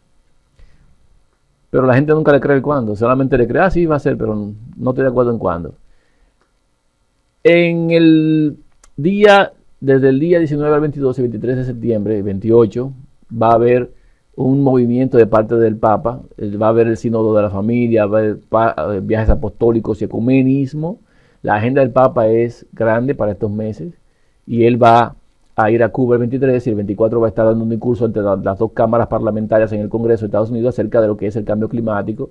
Y sabemos muy bien que es la base para sentar lo que es la adoración en el primer día de semana, ley dominical.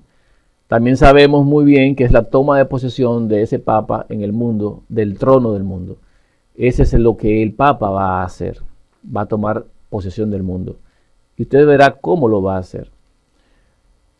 Aquí dice que el día 25 de septiembre las personas que tienen que ver con la seguridad del Papa, con motivo de la visita del Papa a Nueva York, lo han declarado como el día de la tormenta perfecta. Y ese día el Papa va a hablar, el día 25, ante los líderes mundiales en las Naciones Unidas. ¿Qué va a hacer? Bueno, el 24 ante la Cámara Parlamentaria y el 25 en la ONU o Naciones Unidas, donde están todos los presidentes de los países, los que toman decisiones, los grandes líderes del mundo. Usted se ha dado cuenta de una cosa, que también en esa semana el Papa va a tener reunión con todos los líderes religiosos en cuanto a lo que es el sínodo de la familia. ¿Qué tenemos en Estados Unidos? Entre el día 24 de septiembre, día de 10 del mes séptimo de Dios, día de expiación. El Papa va a estar en Estados Unidos el día de expiación y nosotros los hijos de Dios vamos a tener nuestra vista fija en la palabra de Dios, en el cumplimiento de la promesa de Dios y en Dios. Nos vamos a estar el día 10 sosteniéndonos como viendo al invisible, el día de expiación, el día 10 del mes séptimo, que es exactamente el mismo día 24 de septiembre, cuando el Papa va a estar hablando ante el mundo. Muchos van a estar mirando al Papa y muchos van a estar pendientes de lo que Dios diga. Ese día no tenemos internet, ese día no tenemos televisión, ese día no tenemos comunicación que nos diga qué dijo el Papa. A mí no me importa, no me interesa lo que diga el Papa. A mí me interesa recibir promesa y cumplimiento de parte de Dios. Me interesa recibir la aprobación de Dios. Ese día estoy pendiente de eso. ¿Qué hará usted? Usted sabrá. Tiene tiempo para decidirlo. Pero esto es lo que va a ocurrir. Todos los líderes van a estar allá porque ellos se van a querer preservar de lo que va a venir. Número uno. Número dos. Tienen que estar todos allá porque tienen que cederle la autoridad que tienen a este hombre. Y lo van a hacer en esos días. Porque cuando Dios retire su espíritu refrenador del mundo, entonces el mundo va a estar sometido totalmente a lo que es la dependencia de Satanás. Porque la enemistad que hay ahora mismo entre el hombre y Satanás la puso Dios en el jardín del Edén. Pondré enemistad entre ti y la serpiente. Porque si no pone enemistad Dios entre el hombre y la serpiente, el hombre hubiese estado totalmente de acuerdo con Satanás. Pero cuando Dios puso enemistad, lo que hizo fue que le puso al hombre una medida de fe a fin de que esa palabra que Dios da, también el hombre pueda creerla y entonces ponga en contradicción con lo que dice Satanás. Y ya no haya armonía entre el hombre y Satanás. Hay gente que dice, no, yo estoy en desacuerdo con la injusticia, yo quisiera que la gente tenga justicia. Y ellos creen que eso es de ellos. Ellos creen que la justicia es de ellos. Y es una enemistad que Dios sembró en el hombre cuando el hombre pecó. Ahora, cuando Dios quite esa enemistad, cuando ya Dios no tenga su espíritu refrenador en el hombre, entonces el hombre va a estar enteramente abandonado a la voluntad de Satanás. Y no habrá nada que se oponga a lo que Satanás quiera, salvo un pueblo que sea obediente a Dios, en el sentido de creerle a toda su palabra, que esté sellado por Dios. Entonces van a haber dos grupos en el mundo: los que estén pendientes de Francisco y los que estén pendientes de Dios. Los que estén creyendo al hombre en el mundo y los que crean a Dios. Son dos grupos diferentes. Y el choque va a venir tan ciertamente como fue profetizado.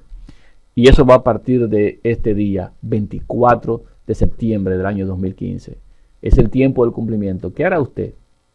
¿Creerá la profecía o no?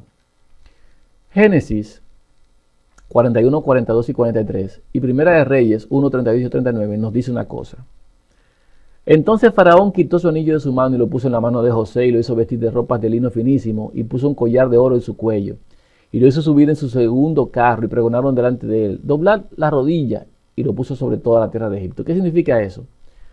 Cuando alguien toma posesión de un reino, tiene que ser dado a conocer, tiene que salir y darse a conocer. Por eso fue lo que hizo Faraón. Mandó a conocer, que todo el mundo conociera a José. Lo mismo pasó en Primera de Reyes 1, 38 y 39, cuando el sacerdote Sadoc y el profeta Natán fueron y llevaron a Salomón por todo el reino tocando trompeta y le dijeron al pueblo: vive el rey Salomón. ¿Qué significa eso? Que para todos reconocer que Salomón era ahora mismo rey, aunque David estaba vivo todavía, tuvieron que pregonarlo al mundo, tuvieron que rodar con él por ahí diciendo: este es el rey, y vive el rey Salomón. Porque todos tienen que conocerlo. Cuando un papa o un rey es establecido, tiene que salir a darse a conocer. Por eso cuando dicen habemus papam, automáticamente el papa sale al balcón y todo el mundo, todos sus súbditos lo ven. Cuando el papa sale delante de él en la plaza de San Pedro, hay un obelisco macho. Ese es el símbolo del centro de poder o el cetro de poder. Pero ese es pequeño. En Estados Unidos hay uno que es más grande, que está en el centro de Washington, delante de lo que es el Capitolio. Entonces, ¿qué va a pasar? ¿Por qué estoy diciendo esto? Dirá usted. ¿Por qué estoy diciendo esto? Es muy sencillo. El Papa tomará poder. Se le será entregado el mundo cuando él haga su visita a los Estados Unidos. ¿Y cómo yo sé eso? Porque los eventos están narrados muy claramente en lo que es la historia, en lo que es la noticia, en lo que es el tiempo de Dios. Vamos a verlo eso. ¿Qué les parece? Vamos a esta noticia. Dice: el discurso del Papa en el Congreso de Estados Unidos podrá verse en vivo frente al Capitolio. Vea esa noticia. Ahora, ¿qué significa eso? Vamos a seguir leyendo. Durante su visita a Washington, el Papa Francisco se convertirá en el primer pontífice en hablar ante el Congreso de Estados Unidos, un país donde se calcula que hay algo más de 77 millones de católicos aproximadamente, una cuarta parte de la población. Si usted le suma a los que están en iglesias disidentes, tenemos una tercera parte del mundo, que son los que va a caer toda la plaga. Hay una parte de lo que es esta noticia que dice que el presidente de la Cámara de Representantes de Estados Unidos, el republicano John Boehner, anunció hoy que el discurso del Papa Francisco ante ambas cámaras del Congreso el próximo 24 de septiembre se transmitirá en vivo en una pantalla gigante enfrente del Capitolio. Fíjese eso, enfrente del Capitolio, dada la ocasión. Hay una cosa que el Papa pidió y es necesario que nosotros podamos ver qué fue lo que pidió. Dice aquí, además, agregó, el primer pontífice latinoamericano ha expresado su interés en hacer una breve aparición en la fachada oeste, la que mira hacia la explanada situada en el centro de Washington y conocida como National Mall. Esa expresión de interés, como dice aquí, ha expresado su interés. ¿En qué? En hacer una breve aparición en la fachada oeste. ¿Qué significa eso? Eso significa la presentación del rey del mundo. Todo el mundo tiene que conocer a su líder, a su rey. Es el referente por excelencia del orden moral, según el mundo, que debe regir al mundo. Cuando las cosas se tornen fuera de control, como va a ocurrir, todo el mundo va a acudir a ese hombre que fue presentado en esa fachada oeste del Capitolio. ¿Pero qué hay ahí? Dirá usted. Déjenme mostrarle en un gráfico qué hay ahí. Déjenme mostrarle qué hay ahí. Veamos, hermanos, qué hay aquí. Vamos a ver. Vámonos primeramente a la Plaza de San Pedro. Vamos a ver en la Plaza de San Pedro qué hay allí. Aquí vamos. Hermanos, esta es la Plaza de San Pedro, de la Ciudad del Vaticano. Esta es la Ciudad del Vaticano. Todo esto que está aquí, en amarillo, es la Ciudad del Vaticano. Ahora vamos de nuevo a la Plaza de San Pedro. ¿Qué hay aquí en la Plaza de San Pedro? En esta parte de aquí, donde dice Plaza de San Pedro, es donde el Papa se pone en pie cuando es nombrado Papa. Hay un balcón en esta parte, donde él sale. Y lo que él ve cuando sale es justamente un obelisco que se encuentra aquí. Ese obelisco es el símbolo o cetro de su poder. Cuando él sale, todos los que están en la plaza, a lo largo de la calle, pueden verlo y pueden observarlo en pantalla gigante, porque él es el rey que ha sido nuevamente ubicado después de que el otro ha claudicado. Solamente que en el caso del Papa Francisco, el anterior está ahí todavía. Y deben quedar vivos, o por lo menos Francisco debe quedar vivo hasta la venida del Hijo de Dios en la nube de los cielos, porque será destruido por el resplandor de su venida y por el espíritu de su boca. Sin embargo, Benedicto XVI no puede morir hasta que no aparezca Satanás dándose por Cristo. ¿Por qué? Porque Benedicto XVI debe quedar ahí, porque la palabra de Dios dice que son 7 reyes. Si muere Benedicto, entonces Francisco se convierte en rey y entonces son 8 reyes. Por lo tanto, Benedicto XVI tiene que quedar ahí. Eso ya lo grabé en un tema hace mucho tiempo y aún todavía hoy Benedicto sigue estando ahí porque no puede morir. Eso es un cumplimiento exacto de la palabra de Dios, para que no vayan a pensar que es una jactancia de Eddie Sánchez. Es cumplimiento perfecto de la palabra de Dios. Ahora, cuando el Papa sale al balcón, lo hace exclusivamente para manejar a sus fieles, para darse a conocer de sus fieles, para comparecer entre todos aquellos que le rinden pleitesía y homenaje y culto. Entonces, lo que tiene de frente, ¿qué es? Un obelisco. Pero ese obelisco es pequeño. Mire cómo él lo ve. Así lo ve.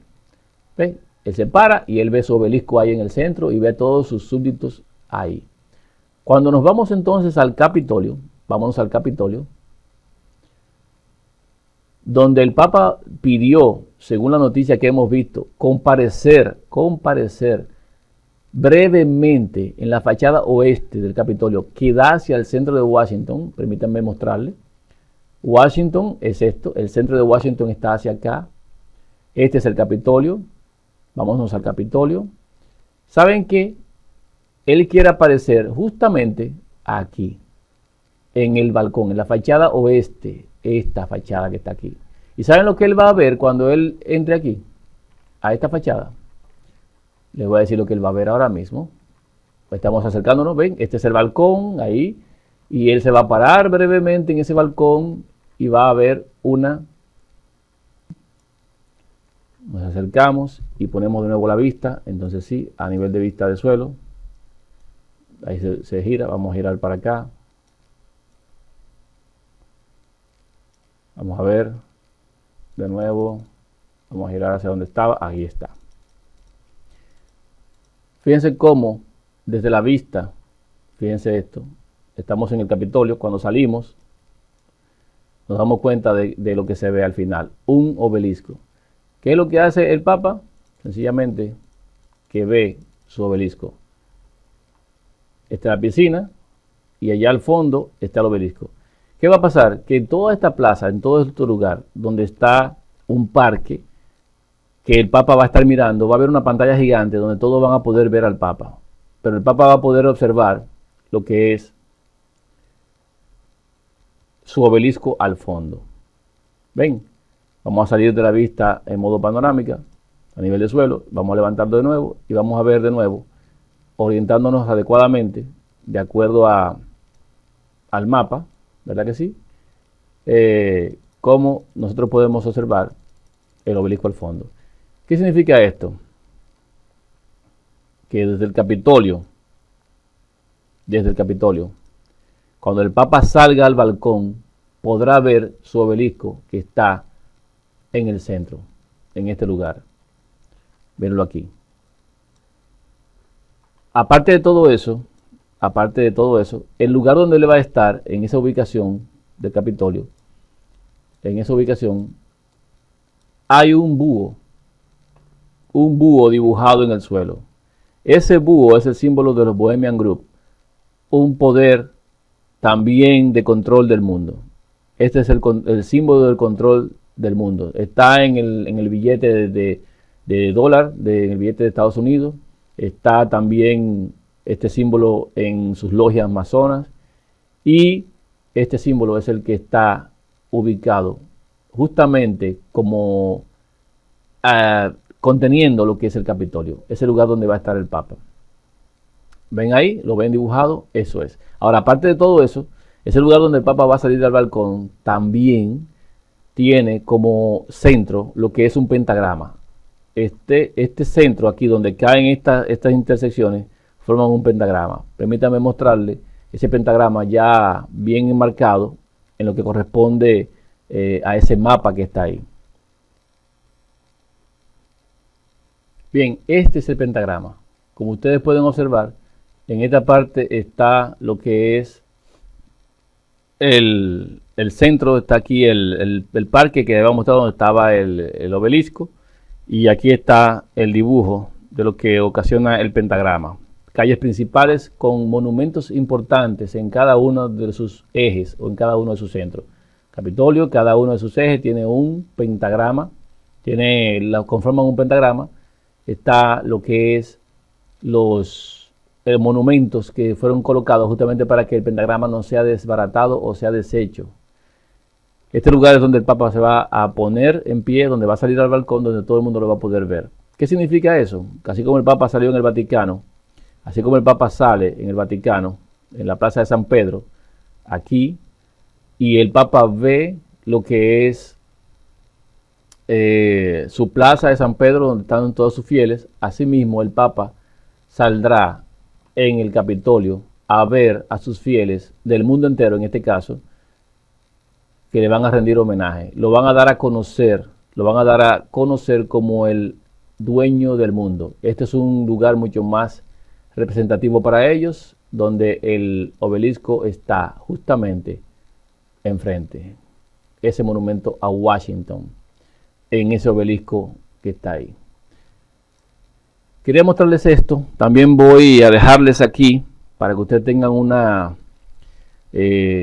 conocimiento de lo que es la forma en la que quitaron a Benedicto XVI, porque era quien estaba en el medio hasta que el inicuo apareciera. Tenía que ser quitado de en medio. Nadie dijo que iban a matar al que estaba en el medio, sino que lo iban a quitar.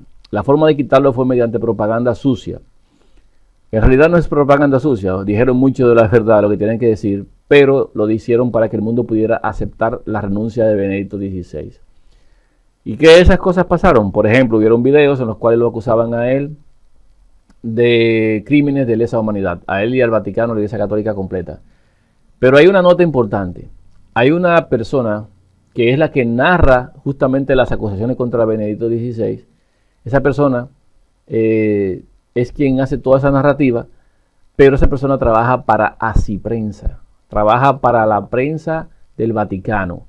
Escuchen cuando esa persona de Asiprensa está narrando acerca de la Trinidad. Oigan bien la voz, escuchen, pongan atención.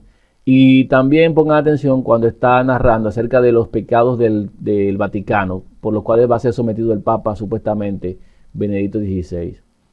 Todo eso se armó justamente para que el Papa tuviera que renunciar, a fin de que ocupara el lugar quien estaba siendo retenido y se manifestara el inicuo, Francisco Bergoglio, Jorge Mario Bergoglio, alias Papa Francisco. Le dejo las notas, todos los videos, para que ustedes puedan sacar ustedes mismos la idea, puedan entender de cómo fue quitado de en medio el que se oponía o estaba obstaculizando la aparición del inicuo, cuyo advenimiento vino por obra de Satanás cuando cayó del cielo como un rayo. Mucha gente piensa que el juicio todavía, el juicio tiene que terminarse cuando Satanás sea arrojado, pero no es así. Todavía cuando el acusador deja de acusar y el defensor deja de defender, el juez no ha dictado sentencia. Y el juicio no termina, hermanos, hasta que la sentencia no es dictada sobre cada uno de aquellos que estén juzgados. Por eso el juicio no termina tampoco, sino hasta después de los 1000 años, cuando se levantan los perdidos y se les dice su condenación. Así que nadie piense que el hecho de que Satanás haya sido arrojado del cielo, que haya caído aquí como un rayo cuando renunció Benedicto, significa que en ese momento ya todo tiene que definirse. No es así. Dios se toma su tiempo para dar su veredicto. Y eso tenemos nosotros que pensar y entender. El juicio de Dios sobrepasa todo tiempo. El juicio de Dios es perfecto.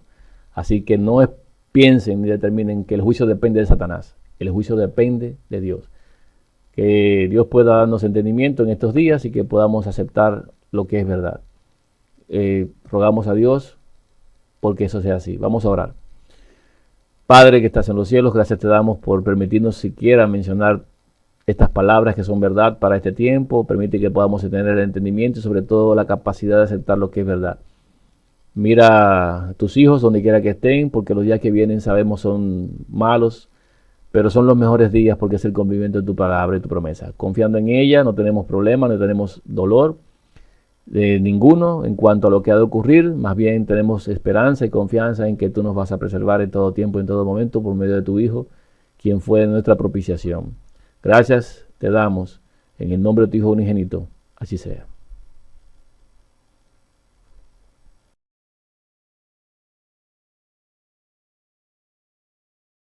Este es un comunicado de prensa global y declaración del Tribunal Internacional para Crímenes de Iglesia y Estado. Bruselas. La histórica y sin precedentes dimisión de Joseph Ratzinger como Papa esta semana fue obligada por la eminente acción de un gobierno europeo para la Pascua de emitir una orden de arresto en contra de Ratzinger y el embargo preventivo de las propiedades y activos del Vaticano debido a la precipitada abdicación del Papa Benedicto. La oficina central del ITCCS en Bruselas se ve obligada a revelar los siguientes detalles. 1. El viernes 1 de febrero del 2013, en base a las pruebas aportadas por nuestra afiliada Corte de Justicia de Derecho Consuetudinario itccs.org, nuestra oficina llegó a un acuerdo con representantes de una nación europea y sus cortes para asegurar la obtención de la orden de arresto en contra de Joseph Ratzinger, también conocido como el Papa Benedicto, por crímenes de lesa humanidad y ordenar una conspiración criminal. 2. Esta orden de detención iba a ser entregada en la oficina de la Santa Sede en Roma el viernes 15 de febrero del 2013. Esto permitiría a la nación en cuestión arrestar a Ratzinger como sospechoso de un crimen si él entraba a su territorio soberano. 3. El gobierno de la nación mencionada emitió una nota diplomática para el secretario de Estado del Vaticano cardenal Tarcisio Bertone, el lunes 4 de febrero del 2013, informando de la inminente orden de arresto e invitando a su oficina a cumplir. No se recibió ninguna respuesta del cardenal Bertone o de su oficina, pero 6 días después el Papa Benedicto renunció. 4. El acuerdo entre nuestro tribunal y la nación en mención incluyó una segunda disposición de emitir un embargo comercial a través de los tribunales de esa nación a la propiedad y patrimonio de la Iglesia Católica Romana a partir del día de Pascua, domingo 31 de marzo del 2013. Este embargo sería acompañado por una pública y global campaña Reclamación de Pascua, por medio del cual las propiedades de la Iglesia Católica serían ocupados y reclamados por los ciudadanos como bienes públicos confiscados bajo el derecho internacional y el Estatuto de Roma de la Corte Penal Internacional. 5. Es la decisión de nuestro tribunal y el gobierno de dicha nación de proceder a la detención de Joseph Ratzinger luego de dejar vacante su pontificado romano, acusado de crímenes de lesa humanidad y conspiración criminal. 6. Nuestra decisión va hasta proceder así con la acusación y el arresto del sucesor de Joseph Ratzinger como papa por los mismos cargos y para hacer cumplir el embargo comercial y la campaña Reclamación de Pascua en contra de la Iglesia Católica Romana como estaba previsto. Para terminar, nuestro tribunal reconoce que la complicidad del Papa Benedicto en actividades ilegales del Banco del Vaticano IOR obligó a su eventual destitución por los más altos funcionarios del Vaticano. Pero según nuestras fuentes, el secretario de Estado Tarcisio Bertone forzó la dimisión inmediata de Joseph Ratzinger y en respuesta directa a la nota diplomática referente a la orden de arresto que le fuera emitida a él por el gobierno de la nación mencionada el 4 de febrero del 2013. Hacemos un llamado a todos los ciudadanos y gobiernos para apoyar nuestros esfuerzos legales y directamente desconocer como Estado al Vaticano y arrestar a sus jefes y miembros del clero quienes son cómplices de crímenes de lesa humanidad y la permanente conspiración criminal, para apoyar y proteger a los menores de edad de la tortura y la trata. Esta semana se emitirán más boletines desde nuestra oficina sobre los eventos de la campaña Reclamación de Pascua, publicado el 13 de febrero del 2013 a las 12 a.m. por la Oficina Central de Bruselas.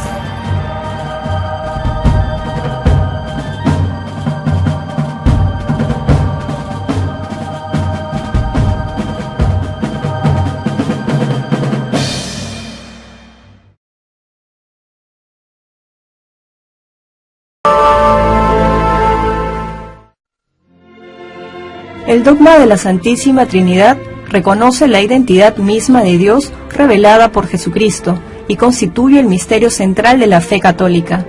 El misterio revelado de la Santísima Trinidad nos enseña que el Padre es Dios, el Hijo es Dios y el Espíritu Santo es Dios, y sin embargo no hay tres dioses, sino uno solo, la Santísima Trinidad.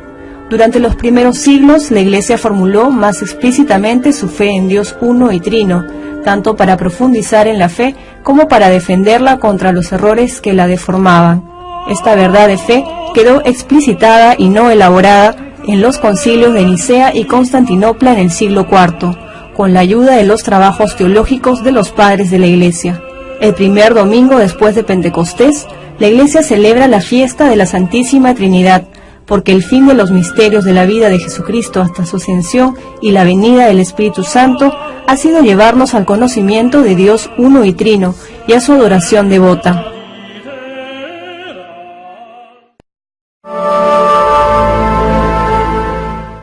El Papa Benedicto XVI anunció el lunes que iba a renunciar, convirtiéndose en el primer pontífice desde la Edad Media en hacerlo. El líder de los 1,2 millones de católicos del mundo dijo que ya no tiene la fuerza suficiente para cumplir los deberes del papado. En un comunicado, el Papa dijo en latín: «Mis fuerzas por la edad avanzada no son ya las adecuadas para ejercer del modo adecuado el ministerio petrino». De 85 años de edad, nacido en Alemania, el Papa va a dimitir el 28 de febrero, lo que dejaría vacante el cargo hasta que su sucesor sea elegido. Esta sería la primera dimisión desde 1415.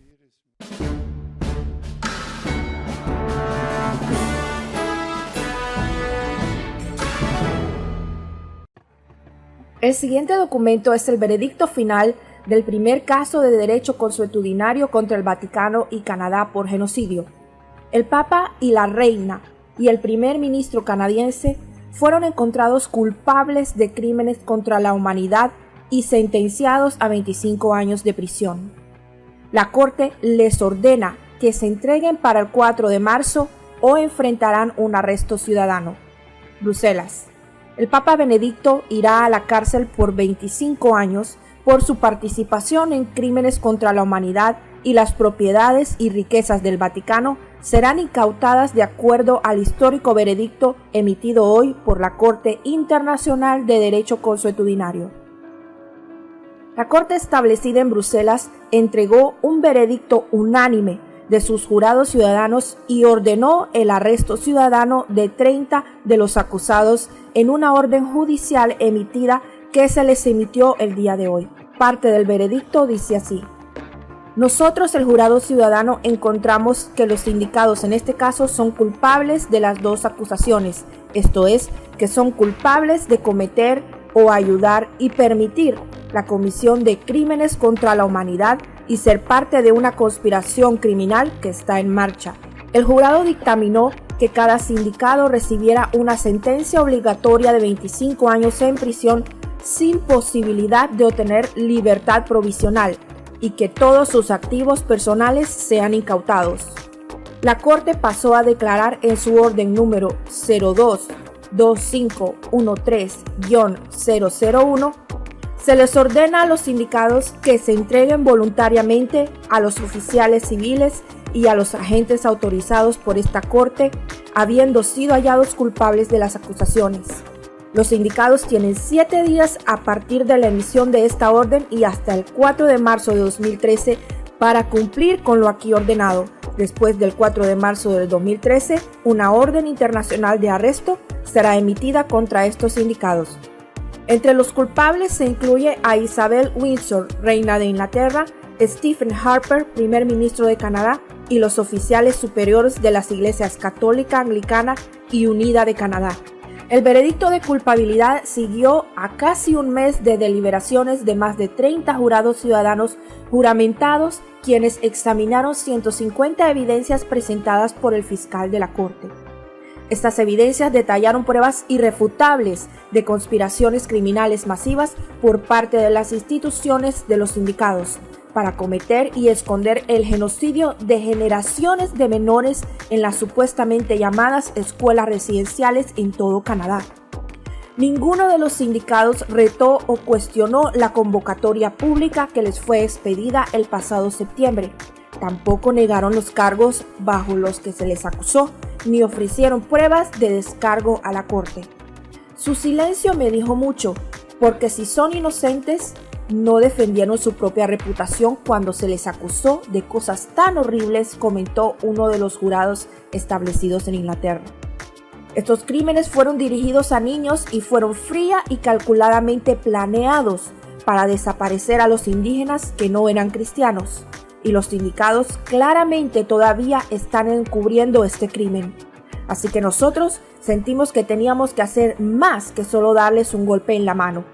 Todo el reino del terror de iglesia apoyadas por el Estado y que están por encima de la ley tienen que terminar porque los menores sufrieron por eso.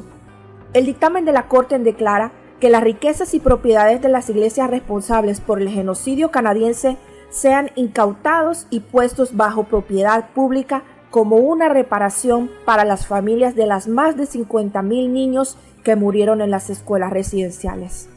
Para hacer cumplir esta sentencia, la Corte ha facultado a ciudadanos en Canadá, los Estados Unidos, Inglaterra e Italia y en otra docena de naciones para actuar como sus agentes legales armados con órdenes judiciales para pacíficamente ocupar e incautar las propiedades de las iglesias católica romana, anglicana y unidad de Canadá, que son los principales elementos en la muerte de estos menores. Esta sentencia da fundamento legal y legitimidad a las ocupaciones de las iglesias que ya han comenzado por las víctimas de la tortura de la iglesia en todo el mundo, comentó Kevin Annett, quien es el consultor en jefe de la oficina de la Fiscalía y quien presentó su caso al mundo. Pueden ver los posteos en www.itccs.org del 6 de noviembre y del 30 de enero. El veredicto claro es que estos criminales de la iglesia serán legal y prácticamente desestabilizados y que su riqueza mala vida será reclamada por la gente. La justicia finalmente ha comenzado a ser cumplida. Los muertos pueden ahora descansar más fácilmente. Esta semana oficiales de la Corte están entregando la orden a todos los sindicados, incluyendo al primer ministro canadiense, la reina de Inglaterra y a Joseph Ratzinger, el papa que se retira y quien está evadiendo el arresto dentro del Vaticano después de repentinamente renunciar hace 2 semanas. El arresto ciudadano de estos y otros sindicados comenzará el 4 de marzo si ellos no se entregan ni tampoco entregan sus activos como lo ordenó la Corte. Estas acciones serán filmadas y posteadas en www.itccs.org en la próxima semana, junto a más actualizaciones de lo emitido por la Corte y sus agentes ciudadanos. Promulgado por la Oficina Central, Tribunal Internacional sobre los Crímenes de la Iglesia y el Estado, 25 de febrero del 2013.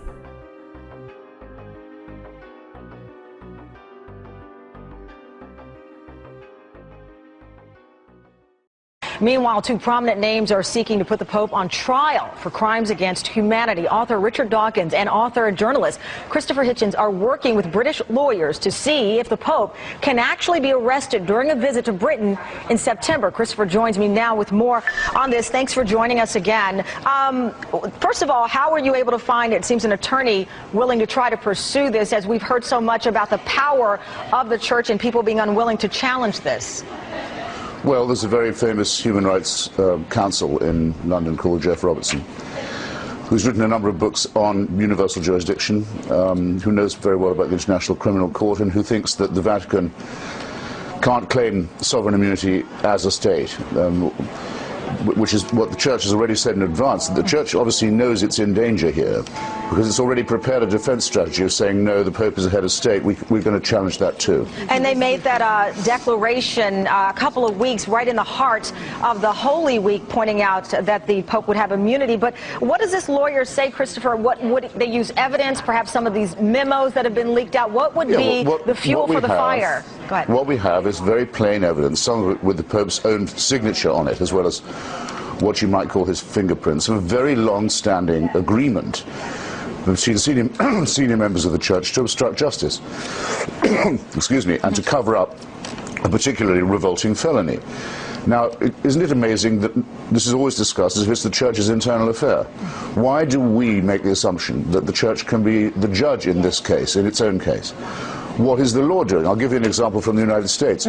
Why does the Justice Department not demand the extradition of Cardinal Law of Boston, who fled the jurisdiction rather than answer questions under oath after it had been revealed that he'd sheltered and protected appalling pederasts? Why do we say, well, he's gone to a foreign town now, that's the end of our inquiries? Isn't there anyone in this country, any officer of the law, who will say, we have to do something to protect and vindicate these children? Well, there is one case in Kentucky. I might add, Cardinal Law was allowed to vote in the election of this Pope, who'd given him, in a sense, asylum from the inquiries in Boston, which had enraged the And there are many who laity. agree with you on that, Christopher, and we know that there's the case in Kentucky, which is why the Vatican responded about immunity. But let me ask you, there are people who say, listen, this is just a headline for us to chit-chat about, but the reality of being able to charge the Pope, of all people, with crimes against humanity will never happen. Well, let's see if he feels like coming to England and testing the proposition. That's the next trip we know he's going to make. Do you think that there would be some type of avoidance? Then all right, then okay, fine. Then consider the alternative. The alternative is we publicly declare that if you can call yourself a priest of any kind, or a high priest as the Pope is, then you don't have to answer any questions about the rape and torture of children. That would be a grotesque situation, but it wouldn't it? Well, let me ask you. But it is now the situation. So are we to say that there's a category of person who lives and commits crime and covers up crime above and beyond the law, or not? And if so, How are we going to live with ourselves? And what are we going to tell the children? Christopher, there are people who point out, obviously, that you yourself, Richard Dawkins, both are atheists, that this is what is fueling your desire to take on the church in this way. Are you getting support from devout Catholics and Christians who say that the Pope, as you put it, should be arrested? The solicitor with whom we've been talking in London is a believing Christian. This isn't a test of church doctrine, it's a test of church conduct, and not of atheism, I would say of secularism, of the separation of church and state, or rather the non-immunity of church from law. And Christopher, what is the next step then with this attorney? Well, I think we're going to approach the International Criminal Court first, because it doesn't particularly matter whether the Pope wants to travel or not. I mean, I think he could probably be served where he is. And then there are a number of other legal options. There are an enormous number of potential plaintiffs and victims, and of course we're taking advice from them and from organizations that represent them. If you look at the record now in Ireland, in Germany, where it's getting worse every day, the terrible 3 cases involving the Pope himself, the ones in Munich, the deaf and dumb school in Wisconsin, 200 deaf and dumb children. And the Pope says, let the poor man go. He's old now, he's ill. Even though the diocese wants him gone. Then this completely depraved sadist, Father Kiesel, in Oakland, and the Pope's name is on the letter, saying, no, let this guy go too. Give him a break, he's too young. Well, this is some of the evidence you and others are pointing to. All this consideration for these hardened, calcified sadists, and never a single mention of the rights of the children. And only concern shown for the reputation of Holy Mother Church. Well, they've lost that now, haven't they? But I think that means also that they have to face judgment. Justice is coming.